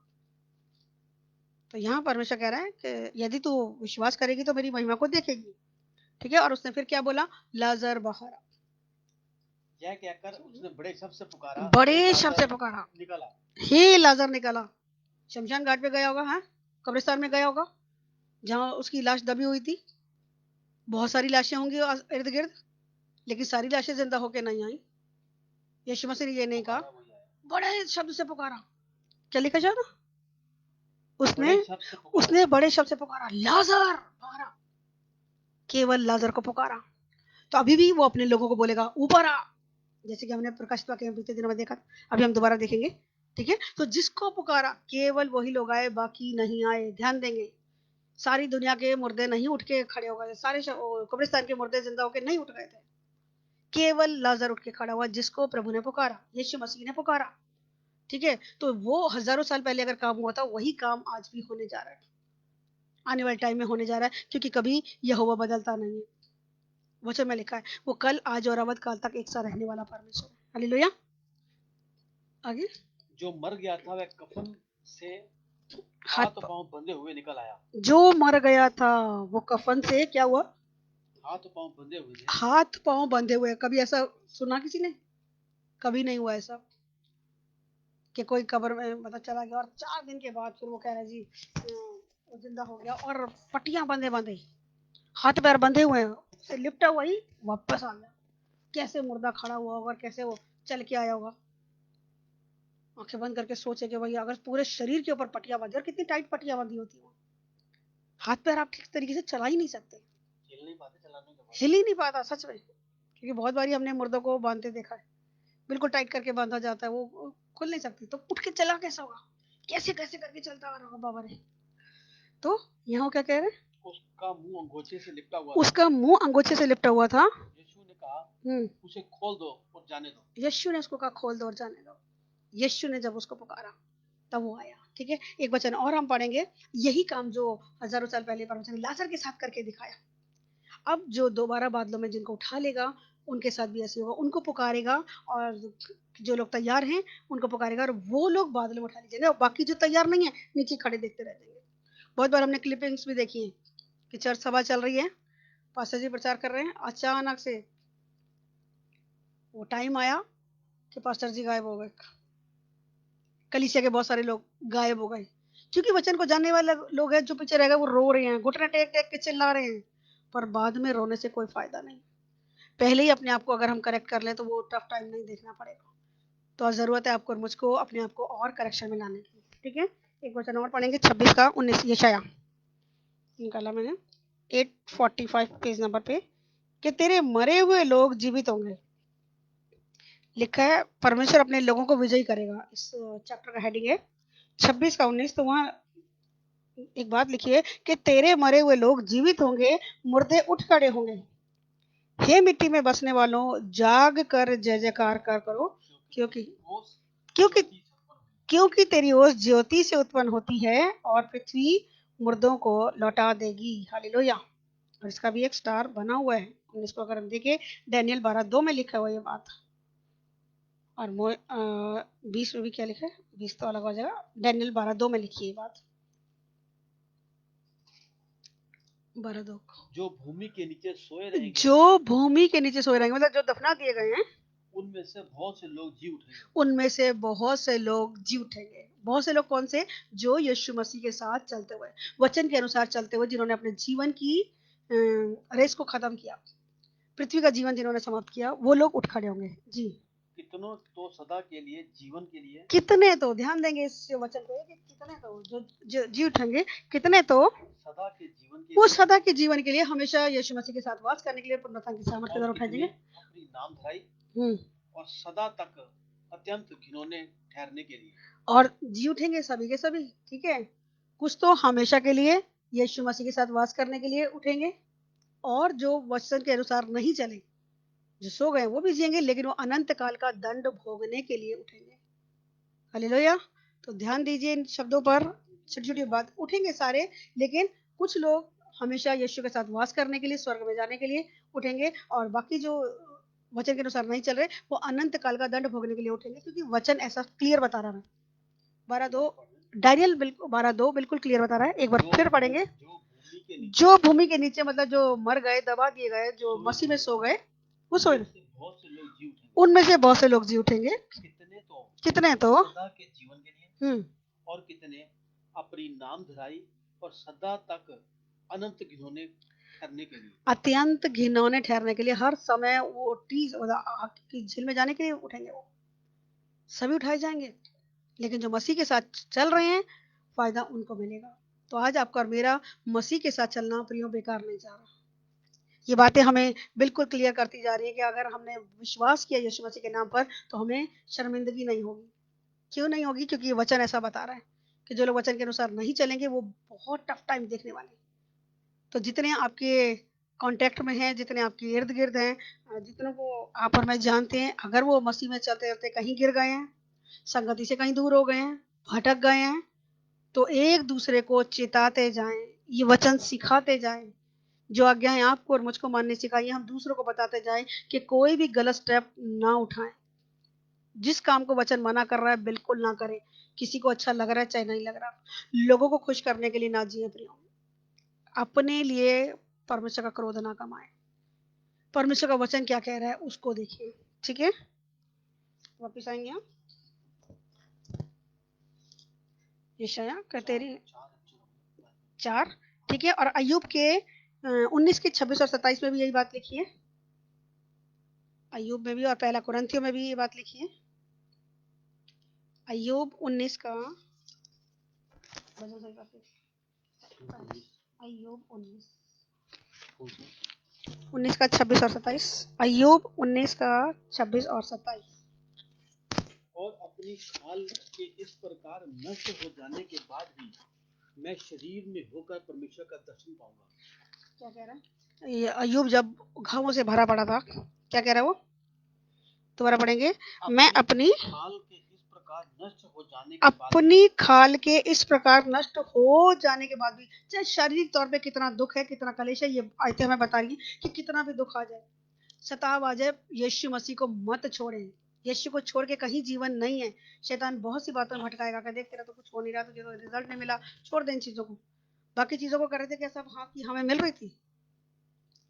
यहाँ कम से कम उद्धार का जीवन तो है। छोड़ के अगर जा रहे वहां तो उद्धार है ही नहीं, पापों की क्षमा है ही नहीं। यहाँ मैं कह रही हूँ अगर और कुछ नहीं मिल रहा, कम से कम उद्धार तो मिल रहा है। नरक की आग से तो बचोगे। और जिसने इस बात को याद रखी है कि जिसने अपना इकलौता पुत्र नहीं रख छोड़ा, बाकी चीजें वो क्यों नहीं देगा? हालेलुया। सब चीजें देने का वायदा है, तो जो हमारे लिए बेस्ट है वो देगा।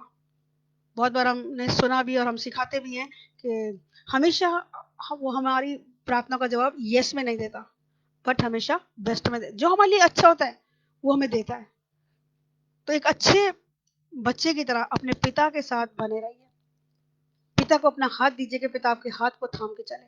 आप उसके हाथ को पकड़ेंगे तो हो सकता है कि छूट जाए, कहीं टफ टाइम में छूट जाए, लेकिन अगर परमेश्वर ने आपको और मुझको पकड़ा हुआ है, थामा हुआ है, तो कभी भी वो आपके और मेरे हाथ को छूटने नहीं देगा, गिरने नहीं देगा। अगर गिर भी जाए तो भी वचन में लिखा है, धर्मी चाहे 7 बार गिर जाए तो भी यहोवा उसे संभालता है।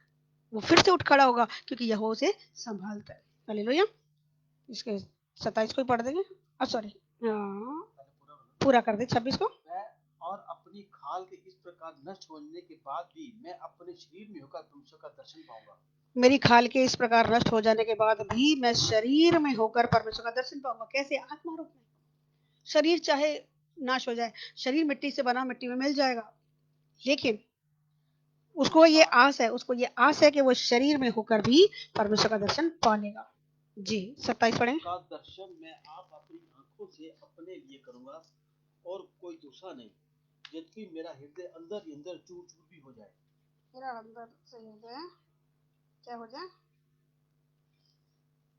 चाहे मेरा हृदय चूर चूर हो जाए। कहाँ से? अंदर से। चाहे कितना दुख है, अरे बाबा रे, यीशु मसीह के पास आए तो कितना दुख झेलना पड़ रहा है, तो यीशु के पास आके तो दुख तो देखो संसार में है ही है। परमेश्वर ने तो पहले ही बता दिया था, यूहन्ना 16:33 में पहले ही बता दिया कि संसार में तो कलेश है। यीशु के पीछे चलोगे तो कलेश तो आएंगे, दुख तो आएंगे, क्योंकि साफ लिखा है तिमुथियुस में कि जितने भक्ति के साथ जीवन बिताना चाहते हैं वो सब सताए जाएंगे। रेड कारपेट वेलकम नहीं होने वाला है, हर जगह नहीं होगा, कभी कभी होगा, ये परमेश्वर जानता है, हो या ना हो। ठीक है, हमें वचन को थामे रखना है। वो कुछ दे या ना दे, हमें उद्धार तो दे ही रहा है। इस बात को याद करके अपने दुखों में भी यीशु मसीह के वचन को थामे रखिए। मत कुड़कुड़ाइए कि हमें ये नहीं मिला और हमें वो नहीं मिला, हमें ये नुकसान हो गया, हमें वो नुकसान हो गया। जब यीशु मसीह को नहीं जानते, एक बार अपनी पुरानी जिंदगी को याद करें। जब जब हम मांगते थे कि हमें सब कुछ मिलता था, हमने सालों उन चीजों को नहीं छोड़ा, लेकिन आज कंपैरेटिवली आज हम जानते हैं कि आज हम प्रार्थना करते हैं, कोई हमारी सुनने वाला तो है, एटलीस्ट हमारे दुख को समझने वाला परमेश्वर तो है, हमारे लिए अच्छी योजना तो बना रखी है। आज हम जानते हैं, हमने अनुभव किया है। जिन्होंने अनुभव किया बोले हालेलुया, हालेलुया। प्रभु को अनुभव किया हमने। जब उन इतने सारे कलेशों से निकाल दिया तो क्या यहाँ नहीं करेगा? जिसने इकलौता बच्चा दे दिया, बाकी चीजें नहीं देगा क्या? वो चाहता है कि आप और मैं विक्टोरियस लाइफ जिए। इनफैक्ट वो तो इंतजार कर रहा है। अगर हम पढ़े उसका प्रकाश वाक्य का, क्या लिखा है कि यीशु मसीह तो जय पाके कहाँ बैठ गए? पिता के दाहिने बैठ गए। और वो इंतजार कर रहा है किसकी? आपकी और मेरी, कि हम भी जय पाके कहाँ जाके बैठे? यीशु मसीह के दाहिने बैठे। ये इंतजार कर रहा है, इसीलिए तो उसने अपने बड़े बड़े अधिकार आपको और मुझको दिए। कितनी चीजें उसने आपको और मुझको ऑलरेडी दी, सिर्फ यीशु पे विश्वास करते ही। मैं अभी जब सेकंड कमिंग के बारे में उसको बताऊंगी, मेरा वचन वैसे तैयार है लेकिन समय इतना नहीं है कि क्योंकि वो छिड़ा तो फिर वो घंटा उसमें और लगेगा, तो आज मैं उस चीज को नहीं कराऊंगी, मेरे पास तैयार है बिल्कुल, ठीक है, क्योंकि वो भी एक अच्छी टीचिंग है, बहुत गहरी चीजें हैं। तो लेकिन अभी हम सीख रहे हैं कि जो चीजें परमेश्वर ने हमारे लिए रखी हैं उनकी ओर, निशाने की ओर ताकते हुए, स्वर्ग की बातों पे ध्यान लगाते हुए, पृथ्वी की बातों पे नहीं। कुरिन्थियों में लिखा है 15वें अध्याय में शायद, ये हमने पढ़ लिया ना, कि हम ये अय्यूब भी कह रहा है कि मैं अपनी उसका दर्शन मैं अपनी आंखों से अपने लिए करूंगा और कोई दूसरा नहीं। यद्यपि मेरा हृदय, हाँ पहला कुरिन्थियों 15 निकाले, यद्यपि मेरा हृदय अंदर ही अंदर चूर चूर भी हो जाए, चाहे यहाँ पर मैं अंदर से कितने दुखी हूँ कि सारी समस्या, बाकी समस्या ठीक हो, प्रभु ये वाला क्यों नहीं हो रहा, कोई बात नहीं, कितने हम टूटे पीछे मन के हो रहे हैं, अंदर से कितने टूटे पड़े, परमेश्वर जान रहा है, लेकिन उसमें भी कुछ भलाई छुपी है, तभी परमेश्वर समय नहीं दे रहा, क्योंकि परमेश्वर को पता है किस टाइम पे किसको क्या देना है। ये बाय मिस्टेक नहीं हो रहा कि वो भूल गया शायद हमें, इतने बड़ी पृथ्वी है, इतने सारे लोग हैं, शायद वो मुझे भूल गया, सॉरी, वो भूलता नहीं है ना। हमें अपनी आंखें कहाँ लगानी है, परमेश्वर की ओर लगानी है, इसलिए कहा पहला कुरिन्थियों 15 का शायद 19 है, लास्ट में था, बिल्कुल नीचे नीचे लास्ट में देखना, हाँ जी 19 ही है। यदि हम केवल इसी जीवन में, हाँ इसको नोट करके रखें, आशा रखते हैं, यदि हम केवल केवल को एंटर लगे, यदि हम केवल इसी जीवन में मसीह से आशा रखते हैं, मसीह से आशा रखते हैं, मतलब हम चर्च चले जाए, हमारे लिए भाई प्रार्थना कर दो, वचन पढ़ने का टाइम नहीं है हमारे पास, चर्च आने का टाइम नहीं है भाई, 4 घंटे कौन लगाए, 5 मिनट का तड़का फोन करके जी प्रार्थना कर दो हमारी बस।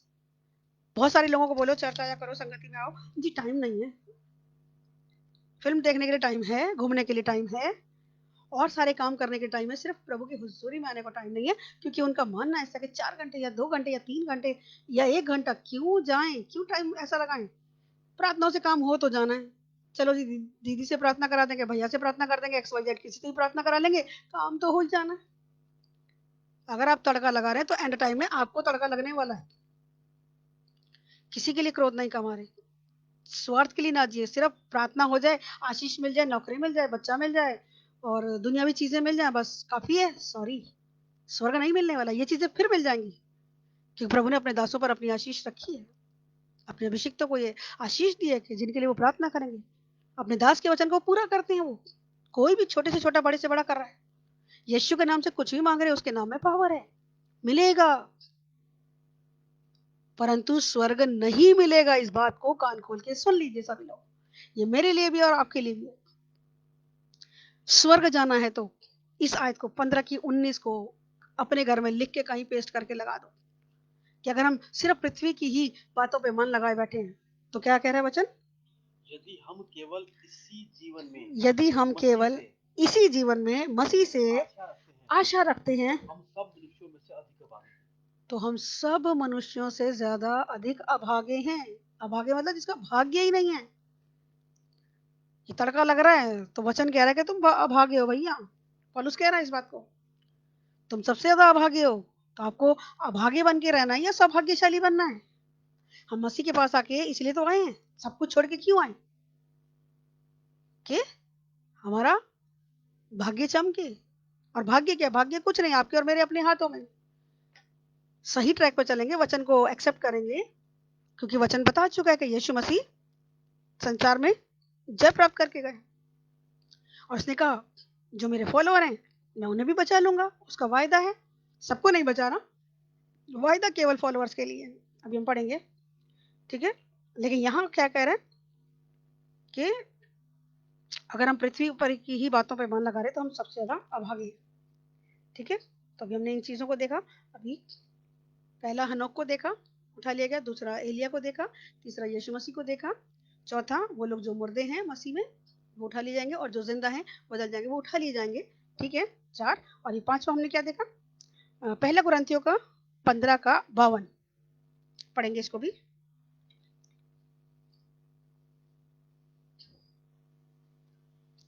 और वह जो क्षण भर, पहला कुरिन्थियों 15वां अध्याय, जी और यह क्षण भर में पलक झपकते ही अंतिम तुरही फूंकते ही होगा, क्योंकि तुरही फूंकी जाएगी और मुर्दे अविनाशी दशा में उठाए जाएंगे। मुर्दे क्या होंगे? हम बदल जाएंगे। और हम क्या होंगे? क्या होंगे? दोबारा बनेंगे। ये क्षण भर में होगा। चलते चलते उठा लिए जाएंगे। घर में बैठे हैं, उठा लिए जाएंगे। 2 लोग बैठे होंगे, एक उठा लिया जाएगा अचानक से। और ये कब होगा किसी को नहीं पता। ये यीशु मसीह की सीक्रेट कमिंग होगी। ठीक है, ध्यान देके समझेंगे।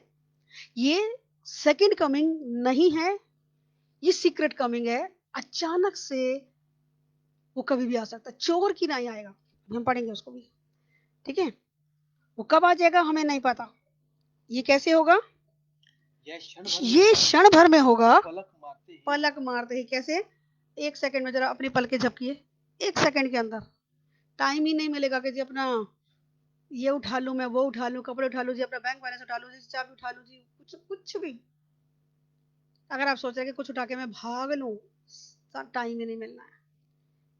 पलक झपकते ही 1 सेकंड के अंदर। और ये 1 टाइम शो होगा, 1 टाइम एक्ट होगा, दोबारा नहीं होगा। चलो जी अभी हो गया, चलो एक बार फिर मौका देता हूँ, जो रह गए चलो उनके लिए दोबारा से शो कर दे। नहीं, एक ही बार होना प्रियो।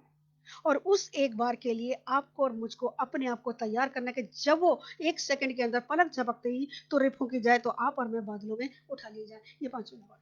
पलक मारते ही अंतिम तुरही फूंकते ही होगा। आखिरी तुरही फूंकते हुए, अंतिम तुरही फूंकते ही, पलक मारते ही, ये अंतिम तुरही फूंकते ही हो जाएगा। क्योंकि तुरही फूंकी जाएगी और मुर्दे अविनाशी दशा में जी उठाए जाएंगे और हम बदल जाएंगे। ये जब आखिरी तुरही फूंकी जाएगी तो मुर्दे कैसे? अविनाशी दशा, मतलब नाश ना होने वाली दशा में क्या करेंगे? उठा लिए जाएंगे और हम बदल जाएंगे, हमारा रूप बदल जाएगा। ठीक है, शायद सब बूढ़े भी होंगे, बच्चे होंगे। बच्चे तो खैर बच्चे में जाएंगे, लेकिन जो बूढ़े मसीह में सब जवान हैं, हम क्यों कहते हैं, वो सब के सब उठा लिए जाएंगे, बदल जाएंगे ऊपर। क्योंकि वचन में लिखा, अगर हम इसका ऊपर वहां पढ़े, क्यों बदलेंगे, इसका एक कारण है। इसका 50वां जी, मांस और लहू परमेश्वर के राज्य का अधिकारी। मांस और लहू, शरीर में आप और मैं नहीं जा सकते। स्वर्ग के राज्य के अधिकारी कौन नहीं होगा? मांस और लहू, मतलब शरीर रूप में आप और मैं स्वर्ग में नहीं जा सकते, क्योंकि परमेश्वर एक आत्मा है और हमें आत्मा रूप में ही वहां पे जाके वास करना है। हालेलुया। क्योंकि मांस और लहू वहां के परमेश्वर के राज्य के अधिकारी नहीं हो सकते, हो ही नहीं सकते। तो ये वचन लिखा है, इसलिए हमारे रूप बदल जाएंगे और हमारा शरीर बदल के क्या हो जाएगा? आत्मा रूप में हम आ जाएंगे। जैसे यीशु मसीह जब मुर्दों में से जी उठे थे, उसने अपने लोगों को दिखाया, देखो आत्मा के हड्डी और मांस नहीं होता, तुम चेक करो। वो खाता नहीं लेकिन खा रहा था। यीशु मसीह जब आए थे तो कमरा बंद था, वहां लिखा है, हमने सबने पढ़ा हुआ है ना, कि चेले डर के हमारे दरवाजे बंद करके बैठे हुए थे और यीशु मसीह बंद दरवाजे में से भी आ गया, दीवार फांद के आ गया। आत्मा को दरवाजे खोलने की जरूरत नहीं है। दरवाजा खोलो जी, कुंडी खोलो जी, ताला खोलो जी, तब मैं अंदर आऊंगा। आत्मा है वो कहीं पे भी घुस सकती है ना, और पावरफुल आत्मा है। जब दुष्ट आत्मा अगर घुस जाती है तो वो तो फिर परमेश्वर का आत्मा है ना, और परमेश्वर के लोग पवित्र हैं तो वो उठा ले, वो भी ऐसे ही पलक झपकते ही उठा लिए जाएंगे और आत्मा रूप में आ जाएंगे। क्योंकि अवश्य है, क्योंकि अवश्य है, गारंटेड ये होना है। नाशवान दे, नाशवान दे, ये शरीर जो है गारंटेड बदलेगा। किसको पहन लेगा? ये नाशवान देह किसमें बदल जाएगी? अविनाशी में, कभी नाश ना होने वाली देह को धारण कर लेगी। जो हम ईस्टर डे की सर्विस लेते हैं उसमें हम इन बातों को सिखाते हैं कि यीशु मसीह जो मुर्दों में से जी उठा, वो बदलाव क्या होगा? वो शरीर में नहीं आएगा, आत्मा में आएगा। और आत्मा के हड्डी और मांस नहीं होता, लेकिन उसको भूख भी लगती है, वो सोता भी है और वो आता भी है। और जब पतरस क्या कर रहा था? जाल फेंक रहा था। जब यीशु मसीह को सूली पे चढ़ाया गया तो सब लोग तितर बितर हो गए और सब अपने अपने बिजनेस में घुस गए कि अब तो यीशु मसीह भी नहीं रहे, अब हमें रोटी कौन खिलाए, हाँ हमारे काम कौन करे। तो वापस अपने अपने जब काम काज में वापस चले गए तो ये पतरस क्या कर रहा था? जाल डाल रहा था। और वहां लिखा कि सारी रात वो जाल डालता रहा, एक भी मछली को नहीं पकड़ा। तो यीशु मसीह ने क्या कहा? वहां डाल, गहरे में जा, गहरे में जा और जाल डाल, है ना। और यीशु मसीह के कहते ही जब उसने यीशु मसीह के कहे अनुसार डाला जाल, तो कितनी 153 बड़ी मछलियां, है ना, बड़ी मछलियां, जो पूरी रात छोटी मछलियां भी नहीं आई। प्रभु ने इतना भरपूर से बिजनेस दिया और पतरस समझ गया कि यीशु ये तो आप है। और फिर जब आ भी गई तो उसके बाद यीशु मसीह ने उनको क्या कहा था, मुझे भूख लग रही है, याद है ना? यूहन्ना के चैप्टर में लिखा है, उसने क्या कहा, मुझे भूख लग रही है, मुझे भी तो मछली दे दो। हाँ, खा रहा है वो, उसको भूख भी लगी, खाना भी खाया और वो अंदर भी आ गया, चल भी फिर रहा, सब तरीके चल रहा है, लेकिन किस रूप में? आत्मा रूप में। ठीक है, तो इसी रूप में आप और मैं बदलने वाले अगर हम जीवित रहेंगे। ठीक है, और आगे हम पढ़ेंगे, हो गया वचन पूरा। नाश और अविनाश को पहन ले और मरणहार और जब अमरता ये को पहन ले। और जब ये नाशवान अविनाशी को पहन लेगा मरणहार और मरणहार अमरता को, अमरता मतलब कभी ना मरने वाला, अमर है ना? जीवन के वृक्ष को अगर ले लेता, खा लेता, तो वो अमर हो जाता। उस पेड़ के वृक्ष को नहीं खाया उसने, आज भी वो वृक्ष संभला हुआ। ठीक है, फिर किसी दिन इस टॉपिक पे बात करेंगे। और यहाँ लिखा कि वो मरणहार देह को क्या करेगा? अमरता को पहन लेगा, नाशवान अविनाशी को पहन लेगा और मरणहार अमरता को पहन लेगा। और तब जो ये लिखा हुआ है पूरा हो जाएगा। जय ने मृत्यु को निगल लिया, हे मृत्यु तेरा डंकार, तेरा डंकार, तेरी जय कहाँ रही? मृत्यु सब कुछ खत्म कर देती है, लेकिन मृत्यु के ऊपर जय प्राप्त करने वाला मृत्युंजयी परमेश्वर यीशु मसीह आपका और मेरा हमारे साथ है, और आप और मैं भी ऐसे ही करेंगे। और जितने लोग जय पालेंगे वो यीशु मसीह के साथ उठाए जाएंगे। हालेलुया। और यीशु मसीह के दाहिने बैठेंगे। हालेलुया। इसके बाद हम पढ़ेंगे एक वचन और, प्रकाशित वाक्य 11 का 12। हमने बीते दिनों में देखा था कि 2 विटनेस हम पढ़ रहे थे, 2 गवाह, है ना? 11 का 12 पढ़ देंगे ये छठा चैप्टर जी। तब उन्हें स्वर्ग में से एक बड़ा शब्द सुनाई दिया, उन्हें स्वर्ग में से एक बड़ा शब्द सुनाई दिया, यहाँ ऊपर आओ। यहाँ ऊपर आओ। यह सुनकर बादल पर सवार होकर अपने बैरियों को देखते देखते स्वर्ग पर चढ़ गया।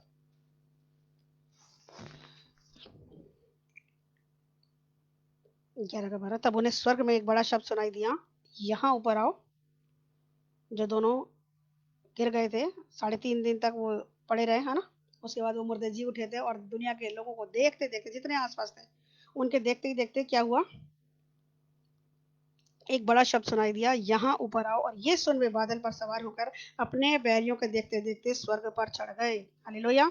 इसमें भी एक स्टार दिया हुआ है, हम जल्दी से इसको पढ़ के और हम आखिरी पढ़ के हम समाप्त करेंगे। और अगला जो सेकंड कमिंग का वो फिर मैं अलग से बताऊंगी, क्योंकि समय बहुत हो गया। ठीक है, तो नेक्स्ट टाइम हम देखेंगे, पढ़ेंगे 11 का 11 स्टार जो बना हुआ उसको हमने नहीं पढ़ा। 11 का 11 यहेजकेल का 37 का 10 में लिखा हुआ, यहेजकेल 37:10, सॉरी, पर वो 11 का 11 था। 12 का दूसरा राजा 2 का 11, 12वीं आयत को हमने देखना है। 12वां दूसरा राजा 2 का 11, वो 11वीं आयत थी। हम 12वीं आयत के नीचे का स्टार पढ़ रहे हैं कि वो अपने बैरियों को देखते थे स्वर्ग पर चढ़ गया। दूसरा राजा 2 का 11, दूसरा राजा 2 का 11 जी। वह चलते चलते बात कर रहे थे कि अचानक एक अग्निमय रथ सा अग्निमय घोड़ों ने उनको अलग अलग किया, एलिया के बारे में, और एलिया बवंडर में से होकर स्वर्ग पर चढ़ गया। अच्छा, जैसे वो उठा लिया गया ऐसे ही ये 2 यहाँ, क्योंकि हमने पढ़ा था कि 2 गवाह कौन थे, एक मूसा भाई थे और एक एलिया था, है ना? कि जिनको अधिकार था पानी को लहू बना दे। और हम इस चीज को सीख चुके। जी जी जी जी, हाँ, वो एलिया के लिए था ना, तो वही चीज बताने का यहाँ पे भी 2 गवाह जो उठा लिए गए थे उन्हीं के बारे में बता रहे। एक मूसा था और एक एलिया था, जो 2 गवाहों के बारे में पढ़ रहे थे। ठीक है, तो वो भी देखते देखते स्वर्ग पर चढ़ गए। और इसके बाद प्रकाशित वाक्य का 14 का 1 पढ़ेंगे। और कौन लोग उठा लिए जाएंगे? 14 का 1। फिर मैंने दृष्टि की और देखो वो मेमना सिय्योन पहाड़ पर खड़ा है, सिय्योन पर्वत पर खड़ा है, और उसके साथ 1,24,000 जन है, 1,24,000 जन है, जिनके माथे पर उसका और उसके पिता का नाम लिखा हुआ है। किसका नाम? यीशु मसीह और उसके पिता का नाम लिखा हुआ है। किनके माथों पर? जो यीशु को फॉलो कर रहे थे। आगे फॉलो करते करते जो उठा लिए, नहीं बस आगे बोलिए। तो स्वर्ग में मुझे ऐसा शब्द नहीं बस ये 14 का 1 पढ़ के। हाँ, तो तीसरी प्रकार के वो लोग थे कि जो जीवित फॉलोअर हैं यीशु के, हवा में वो उठा लिए जाएंगे, जैसा कि अभी हमने पढ़ा 1 कुरिन्थियों का 15 का 52। वो जीवित ही उठा लिए जाएंगे, नाशवान दशा में बोए जाएंगे और अविनाशी दशा में उठा लिए जाएंगे और उनका रूप बदल जाएगा।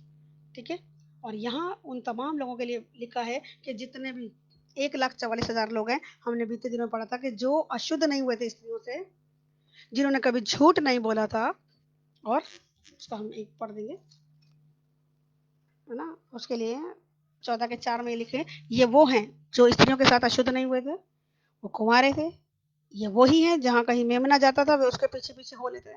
मतलब यीशु के फॉलोअर थे जितने लोग, ईमानदारी से जो फॉलो करते हैं। आज कहने को बहुत बड़ी भीड़ यीशु के नाम को पुकार रही है, पर उसके तरीके चल नहीं रही। अभी जब मैं आगे उसको सिखाऊंगी तो अभी बहुत सारे जो एंटी क्राइस्ट के बारे में और उनके बारे में सीखेंगे, तो वो भी यीशु के नाम से ही आ रहे हैं, लेकिन धोखा दे रहे हैं वो, है ना। तो सारे के सारे वो मती साथी किस वजह से लिखा है कि सभी के सभी हे प्रभु कहने वाले परमेश्वर के राज्य में नहीं जाएंगे। सब लोग नहीं जाएंगे, जितने यीशु के वचन के अनुसार चलते पाए जाएंगे, केवल वही लोग जिनकी संख्या कितनी बताई जा रही है, 1,44,000 है। तो अभी कितने करोड़ों की संख्या और किस रेशो में उठाएगा, जैसा कि अभी प्रभु याद दिला रहा है, मूसा कितने लोगों की भीड़ को लेकर चला था मिस्र से, इसराइल 20 लाख से भी ऊपर थी, है ना, 25-26 लाख के करीब हो गई। लाखों की भीड़ में कहाँ ले जाने के लिए परमेश्वर ने उनको उसको क्या कहा था, लीडर क्यों बनाया था, कहाँ लेके जाए, प्रॉमिस लैंड में लेकर जाए, वाचा के देश में लेकर जाए, कनान में लेके जा रहा था, जहां दूध और शहद की नदियां बह रही थी। लाखों लोगों के लिए परमेश्वर की योजना अच्छी थी, सबके लिए सेम सिचुएशन थी। इस बात को बड़े ध्यान से सुनना और समझना, इस बात को, सबके लिए वो बुलाहट थी। परमेश्वर सबको प्रॉमिस लैंड लेके जाना चाहता था। परमेश्वर की योजना थी कि सब लोग अच्छी जिंदगी को पाएं, जहां दूध और शहद की नदियां बह रही थी। लेकिन लोगों के गलत डिसीजन, किसके चलते, लोगों के गलत डिसीजन, ढिठाई का जीवन, ठंडा गुनगुना जीवन, कुड़कुड़ाने का जीवन, उनकी फाइनल डेस्टिनी को पाने में बाधा बन गया।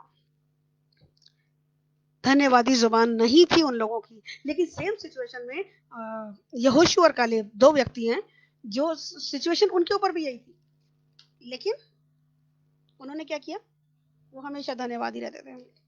जब यहोशू ने उनको भेद लेने के लिए भेजा था, तो उन्होंने क्या कहा था, कितने लोगों को भेजा, नहीं 2 तो पहुंचे, भेद लेने 10-12 को भेजा था। हाँ, उनमें से कुछ ने क्या कहा, अरे भाई वहां तो बड़े बड़े लोग रहते हैं, जॉइंट्स रहते हैं, अनाकवंशी रहते हैं, हम तो टिड्डियों के समान हैं।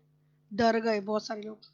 वहीं जब यहोशू और कालेब गए, कह रहे अरे कोई बात नहीं, हमारे साथ सेनाओं का यहोवा है, कुछ नहीं है, वहां के फल बड़े मीठे हैं, बड़े अच्छे हैं, ये और वो बड़ी तारीफ कर रहे हैं। उसी चीज में धन्यवादी थे वो, कि जब परमेश्वर हमारे साथ है हम जय पाएंगे। तो जो धन्यवादी जुबान में थे यहोशू और कालेब, वो पहुंच गए कहाँ, प्रॉमिस लैंड में। लेकिन जो लोग कुड़कुड़ा रहे थे, हमें ये नहीं मिला, अपने प्याज और कंदने को याद कर रहे हैं, लहसुन याद कर रहे हैं, हाँ? पुराने जीवन को याद कर करके रोए जा रहे हैं, हमें ये नहीं मिला, हमें वो नहीं मिला। कुड़कुड़ाने वाले सारे के सारे लोग, 1-2 की बात नहीं कर रही, लाखों की संख्या में सारे के सारे लोग मर गए। योजना सभी के लिए थी, ध्यान दीजिएगा, योजना सबके लिए थी। आज भी योजना परमेश्वर की सारे संसार के लिए, पर जितने यीशु के शब्दों को सुनेंगे, उसके वचन को सुनेंगे और उस पर चित्त लगाएंगे, मन लगाएंगे, वो लोग स्वर्ग राज्य में पहुंचेंगे, हमेशा के लिए यीशु के साथ उपवास करने के लिए। अभी हमने डैनियल 12:2 में पढ़ा है, सभी जी उठेंगे, कुछ तो हमेशा के लिए यीशु के साथ रहने के लिए, परमेश्वर के साथ रहने के लिए, अनंत जीवन को पाने के लिए उठेंगे, और बहुत से किसके लिए उठेंगे, घिनौने समय को देखने, बुरे टाइम को देखने के लिए उठेंगे। तो आज चुनाव आपके और मेरे अपने हाथ में है।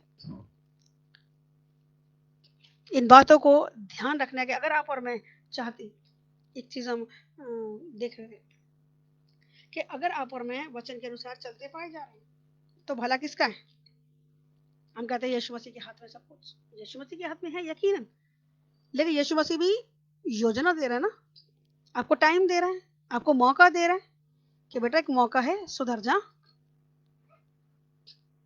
सुधर गई तो स्वर्ग राज्य मिल जाएगा। आज भी एक ऑप्शन है। ये शायद फिर से परमेश्वर मुझे याद दिला रहा है कि आओ हम बैठ के वाद विवाद कर ले, अगर पाप हो भी गए प्रभु माफ कर दे मुझे, हर एक उस गलती पाप गुनाह अपराध के लिए प्रभु मुझे क्षमा कर दीजिए जो मेरा स्वर्ग जाना रोक सकता है। थोड़ा सा खमीर, बहुत ज्यादा खमीर की प्रयोग जरूरत नहीं है, हो सकता है बहुत सी अच्छाइयां आपके और मेरे अंदर हो, हजारों अच्छाइयां हो आपके और मेरे अंदर, पर अगर थोड़ा सा खमीर है पाप का, झूठ का, चोरी का, ना माफी का, ईर्ष्या का, क्रोध का, कुछ भी ऐसा खमीर है तो याद करें उसको और माफी मांगे परमेश्वर से कि परमेश्वर मुझे माफ कर दे। पॉइंट में उसको देख रही थी, याद दिला रहा परमेश्वर कि जो हम कुरिन्थियों का जब हम पढ़ते हैं 15 का 52 में कि पलक झपकते ही तुरही फूके जाने के साथ ये होगा, तो यूनानी में इसको मस्टेरियन कहते हैं, ग्रीक भाषा में, जिसका मतलब ऐसा होगा कुछ ऐसा घटेगा कि मानवीय बुद्धि इसको पकड़ नहीं पाएगी, उठा ली जाने का जो टाइम आएगा।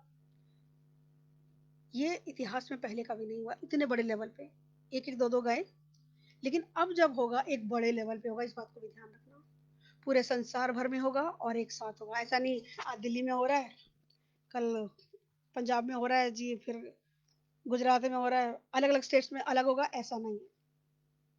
जितने भी हमने पहले देखे एक एक दो दो लोग गए, उठा लिए गए, हुआ, लेकिन अब जब होने जा रहा है तो एक साथ पूरे संसार भर में होगा और एक साथ होगा, एक ही समय में होगा, और इस टाइम को कोई जानता नहीं, वो आज भी हो सकता है, वो कल भी हो सकता है, वो 6 महीने में भी हो सकता है, वो 1 महीने में भी हो सकता है, मैं नहीं जानती, आप नहीं जानते, क्योंकि वचन ऐसा कह रहा है। एक जगह लिखा हुआ है कि वो दिन चोर की समान आ जाएगा, चोर के समान होते स्लोना की में एक जगह लिखा हुआ है,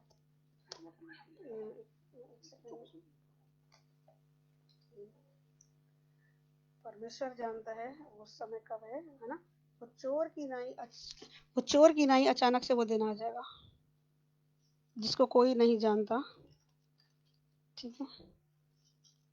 तो उस कमिंग से पहले हम तैयार हो जाएं। जो वर्ष नहीं बोल रही हूँ, थिस्सलुनीय में शायद कहीं लिखा हुआ है, सेकंड चैप्टर कौन है थिस्सलुनीय का, पहला थिस्सलुनीय का दूसरा अध्याय थी किधर, 2 पहला थिस्सलुनीय 5:3-4-5 में लिखा हुआ है, पहला थिस्सलुनीय का, एक सेकंड में निकालती हूँ,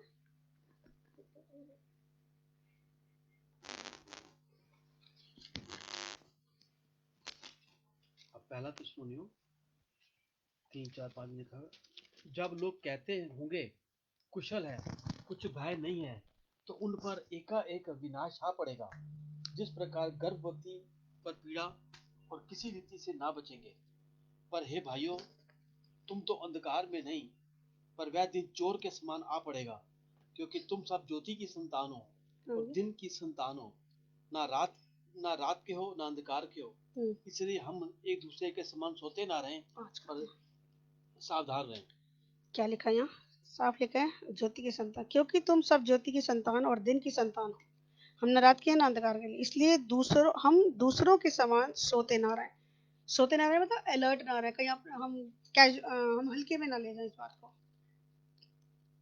हम इस बात के लिए अलर्ट रहें, ठीक है, अलर्ट रहें कि यीशु मसीह कब बादलों में आ जाएगा और कब हमें उठा के ले जाएगा, तो हमें अपनी इस बात के लिए अलर्ट रहना है कि हमें स्वर्ग जाना है। 5:2 में लिखा, क्योंकि तुम आप ठीक जानते हो कि जैसा रात को चोर आता है वैसे ही प्रभु का दिन आने वाला है, चोर बता के नहीं आता है ना, तो यहाँ इसका 1:10 में भी आयत लिखे है, हमको तैयार रहना है। पहला थिस्सलुनीय का 1:10 में भी एक आयत लिखी है, हमें तैयार रहना है, ऐसा ना हो पर भाइयों तुम अंधकार में नहीं है ना, ज्योति की संतान है, क्योंकि वो समय चोर के समान आ जाएगा, तो हमें क्या करना है, पहला थिस्सलुनीय को 1:10 को हम पढ़ेंगे, और उसके पुत्र के स्वागत पर आने की बाट जोते रहे। और उसके पुत्र के स्वर्ग पर से आने की बाट जोते रहे। किसकी बाट जोते रहे? यीशु मसीह के दोबारा बादलों में आने की बाट जोते रहे।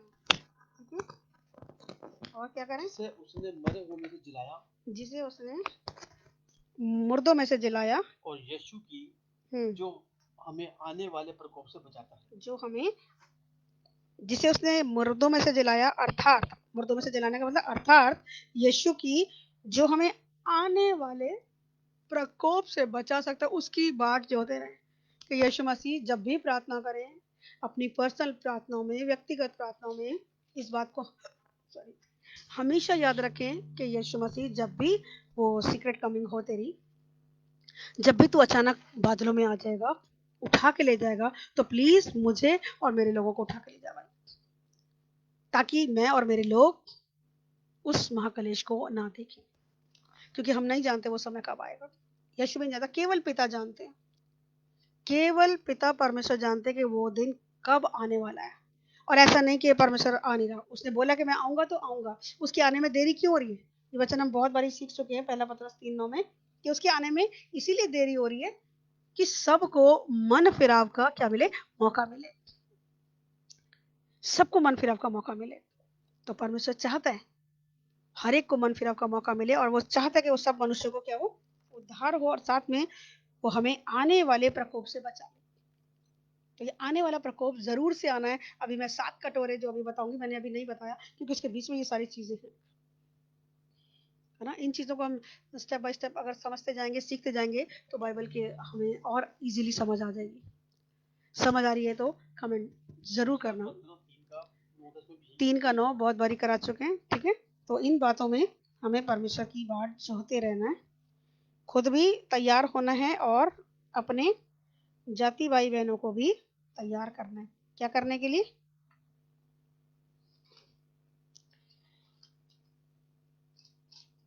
परमेश्वर के लिए पवित्र दुल्हन बनने के लिए, क्योंकि वो पवित्र दुल्हन को लेने आ रहा है। इसका एक वचन और मुझे दिख रहा है यहाँ पर, 4:6 में लिखा है, सेकंड हाफ में, कि इस बात में कोई अपने भाई को ना ठगे और ना उस पर दांव चलाए, क्योंकि प्रभु इन सब बातों का पलटा लेने वाला है। कौन सी बातों का पलटा लेने वाला है? बुराई कर रहे हैं, जो बुराई के बदले बुराई कर रहे हैं, या कोई अच्छा कर रहा है तो भी आप बुराई कर रहे हैं, किसी भी प्रकार की बुराई कर रहे हैं, तो परमेश्वर इन सब बातों का पलटा लेने वाला है, जैसा कि हमने पहले ही तुमसे कहा और चिताया भी था। क्योंकि परमेश्वर ने हमें अशुद्ध होने के लिए नहीं, परंतु पवित्र होने के लिए बुलाया। इस कारण इसे तुच्छ जानता है कि वो मनुष्य को नहीं, परंतु परमेश्वर को तुच्छ जानता है, जो अपना पवित्र आत्मा तुम्हें देता है। तो उसकी आत्मा को पुकारते रहें, क्योंकि जब ये उठा लिए जाने का टाइम आएगा, तो पवित्र आत्मा भी उठा लिया जाएगा, और पवित्र आत्मा ही लोगों को पाप के बारे में कन्विक्ट करता है, उसको मन में डालता है, चिताता है, कायल करता है कि तू ये गलत कर रहा है बेटा, ये बेटी तू गलत कर रही है। ये बताने वाला कौन है? पवित्र आत्मा। और अगर वो पवित्र आत्मा ही उठा लिया जाएगा, तो सोचो किसी को अपने पाप के बारे में बोध ही नहीं होगा, वो जानेंगे नहीं, उन्हें लगेगा जो हम कर रहे हैं बिल्कुल ठीक कर रहे हैं। और ये चाल किसकी होगी? शैतान की चाल। जितने लोग पीछे रह गए अच्छे से खदेड़ेगा फिर, क्योंकि उसको तो खोला जाएगा। 3.5 साल का टाइम उसको दिया जा रहा है, उसको पता है कि बहुत थोड़ा समय। हमने प्रकाशित वाक्य में बीते दिन पढ़ा, क्योंकि स्वर्ग से उसको गिराया गया था। स्वर्ग के लोग तो क्या करें? आनंदित और मगन हो, पढ़ा था, याद है? स्वर्ग के लोगों के लिए क्या कह रहे हैं? वो आनंदित और मगन हो। लेकिन हाय हाय पृथ्वी पर रहने वालों, क्यों? क्योंकि स्वर्ग से शैतान गिराया गया है नीचे, और उसको पता है उसका टाइम थोड़ा है, और जो थोड़ा टाइम है वो अच्छे से खदेड़ेगा उन लोगों को। अभी तो फिर भी वो डर रहा है, क्योंकि उसको पता है कि जहां यीशु का आत्मा है वो अपने लोगों को बचा लेगा। जब लोग पुकारते हैं यीशु, तुरंत भाग जाता है वो वहां से, क्योंकि यीशु के नाम से वो डरता है, क्योंकि उसको पता है यीशु ने उसका खुल्लम खुल्ला तमाशा बनाया। तो आज जरूरत है यीशु मसीह को पुकारने की, कि जहां कहीं है यीशु मैया, यीशु ढूंढते हुए आए, लिखा वो खोए हुओं को ढूंढने के लिए आए। तो पुकारिए आज ऊंचे स्वर से, परमेश्वर यीशु मसीह मैं यहाँ हूं, मुझे बचा ले, मुझ पे दया कर, मेरे परिवार पे दया कर, मेरे बच्चों पे दया कर, मेरे पार्टनर पे दया कर, मेरे घराने पे दया कर, मेरी कलीसिया पे दया कर, मेरी गली मोहल्ले के लोगों पे दया कर, मेरी बिल्डिंग के लोगों पे दया कर, मेरे मोहल्ले के जितने भी लोग हमसे जुड़े हैं, चाहे वो हमारे एरिया में हैं, चाहे 7 समंदर पार है, कहीं पर भी हैं, परमेश्वर लोगों को तैयार कर, बचा ले, इस प्रकोप से, आने वाले प्रकोप से बचा ले परमेश्वर हम सभी को। ये प्रार्थना हर एक धर्मी जन की होनी चाहिए। परमेश्वर ने आपको और मुझको धर्मी बनाया है, और लिखा धर्मी जन की प्रार्थना के प्रभाव से बहुत कुछ हो सकता है। तो आपकी और मुझको आज प्रार्थना की जरूरत है, और हम ये प्रार्थना करेंगे, और हम इस बात को ध्यान रखेंगे, क्योंकि ये घटना कभी ऐसे नहीं हुई। बहुत से लोगों को लग ही नहीं रहा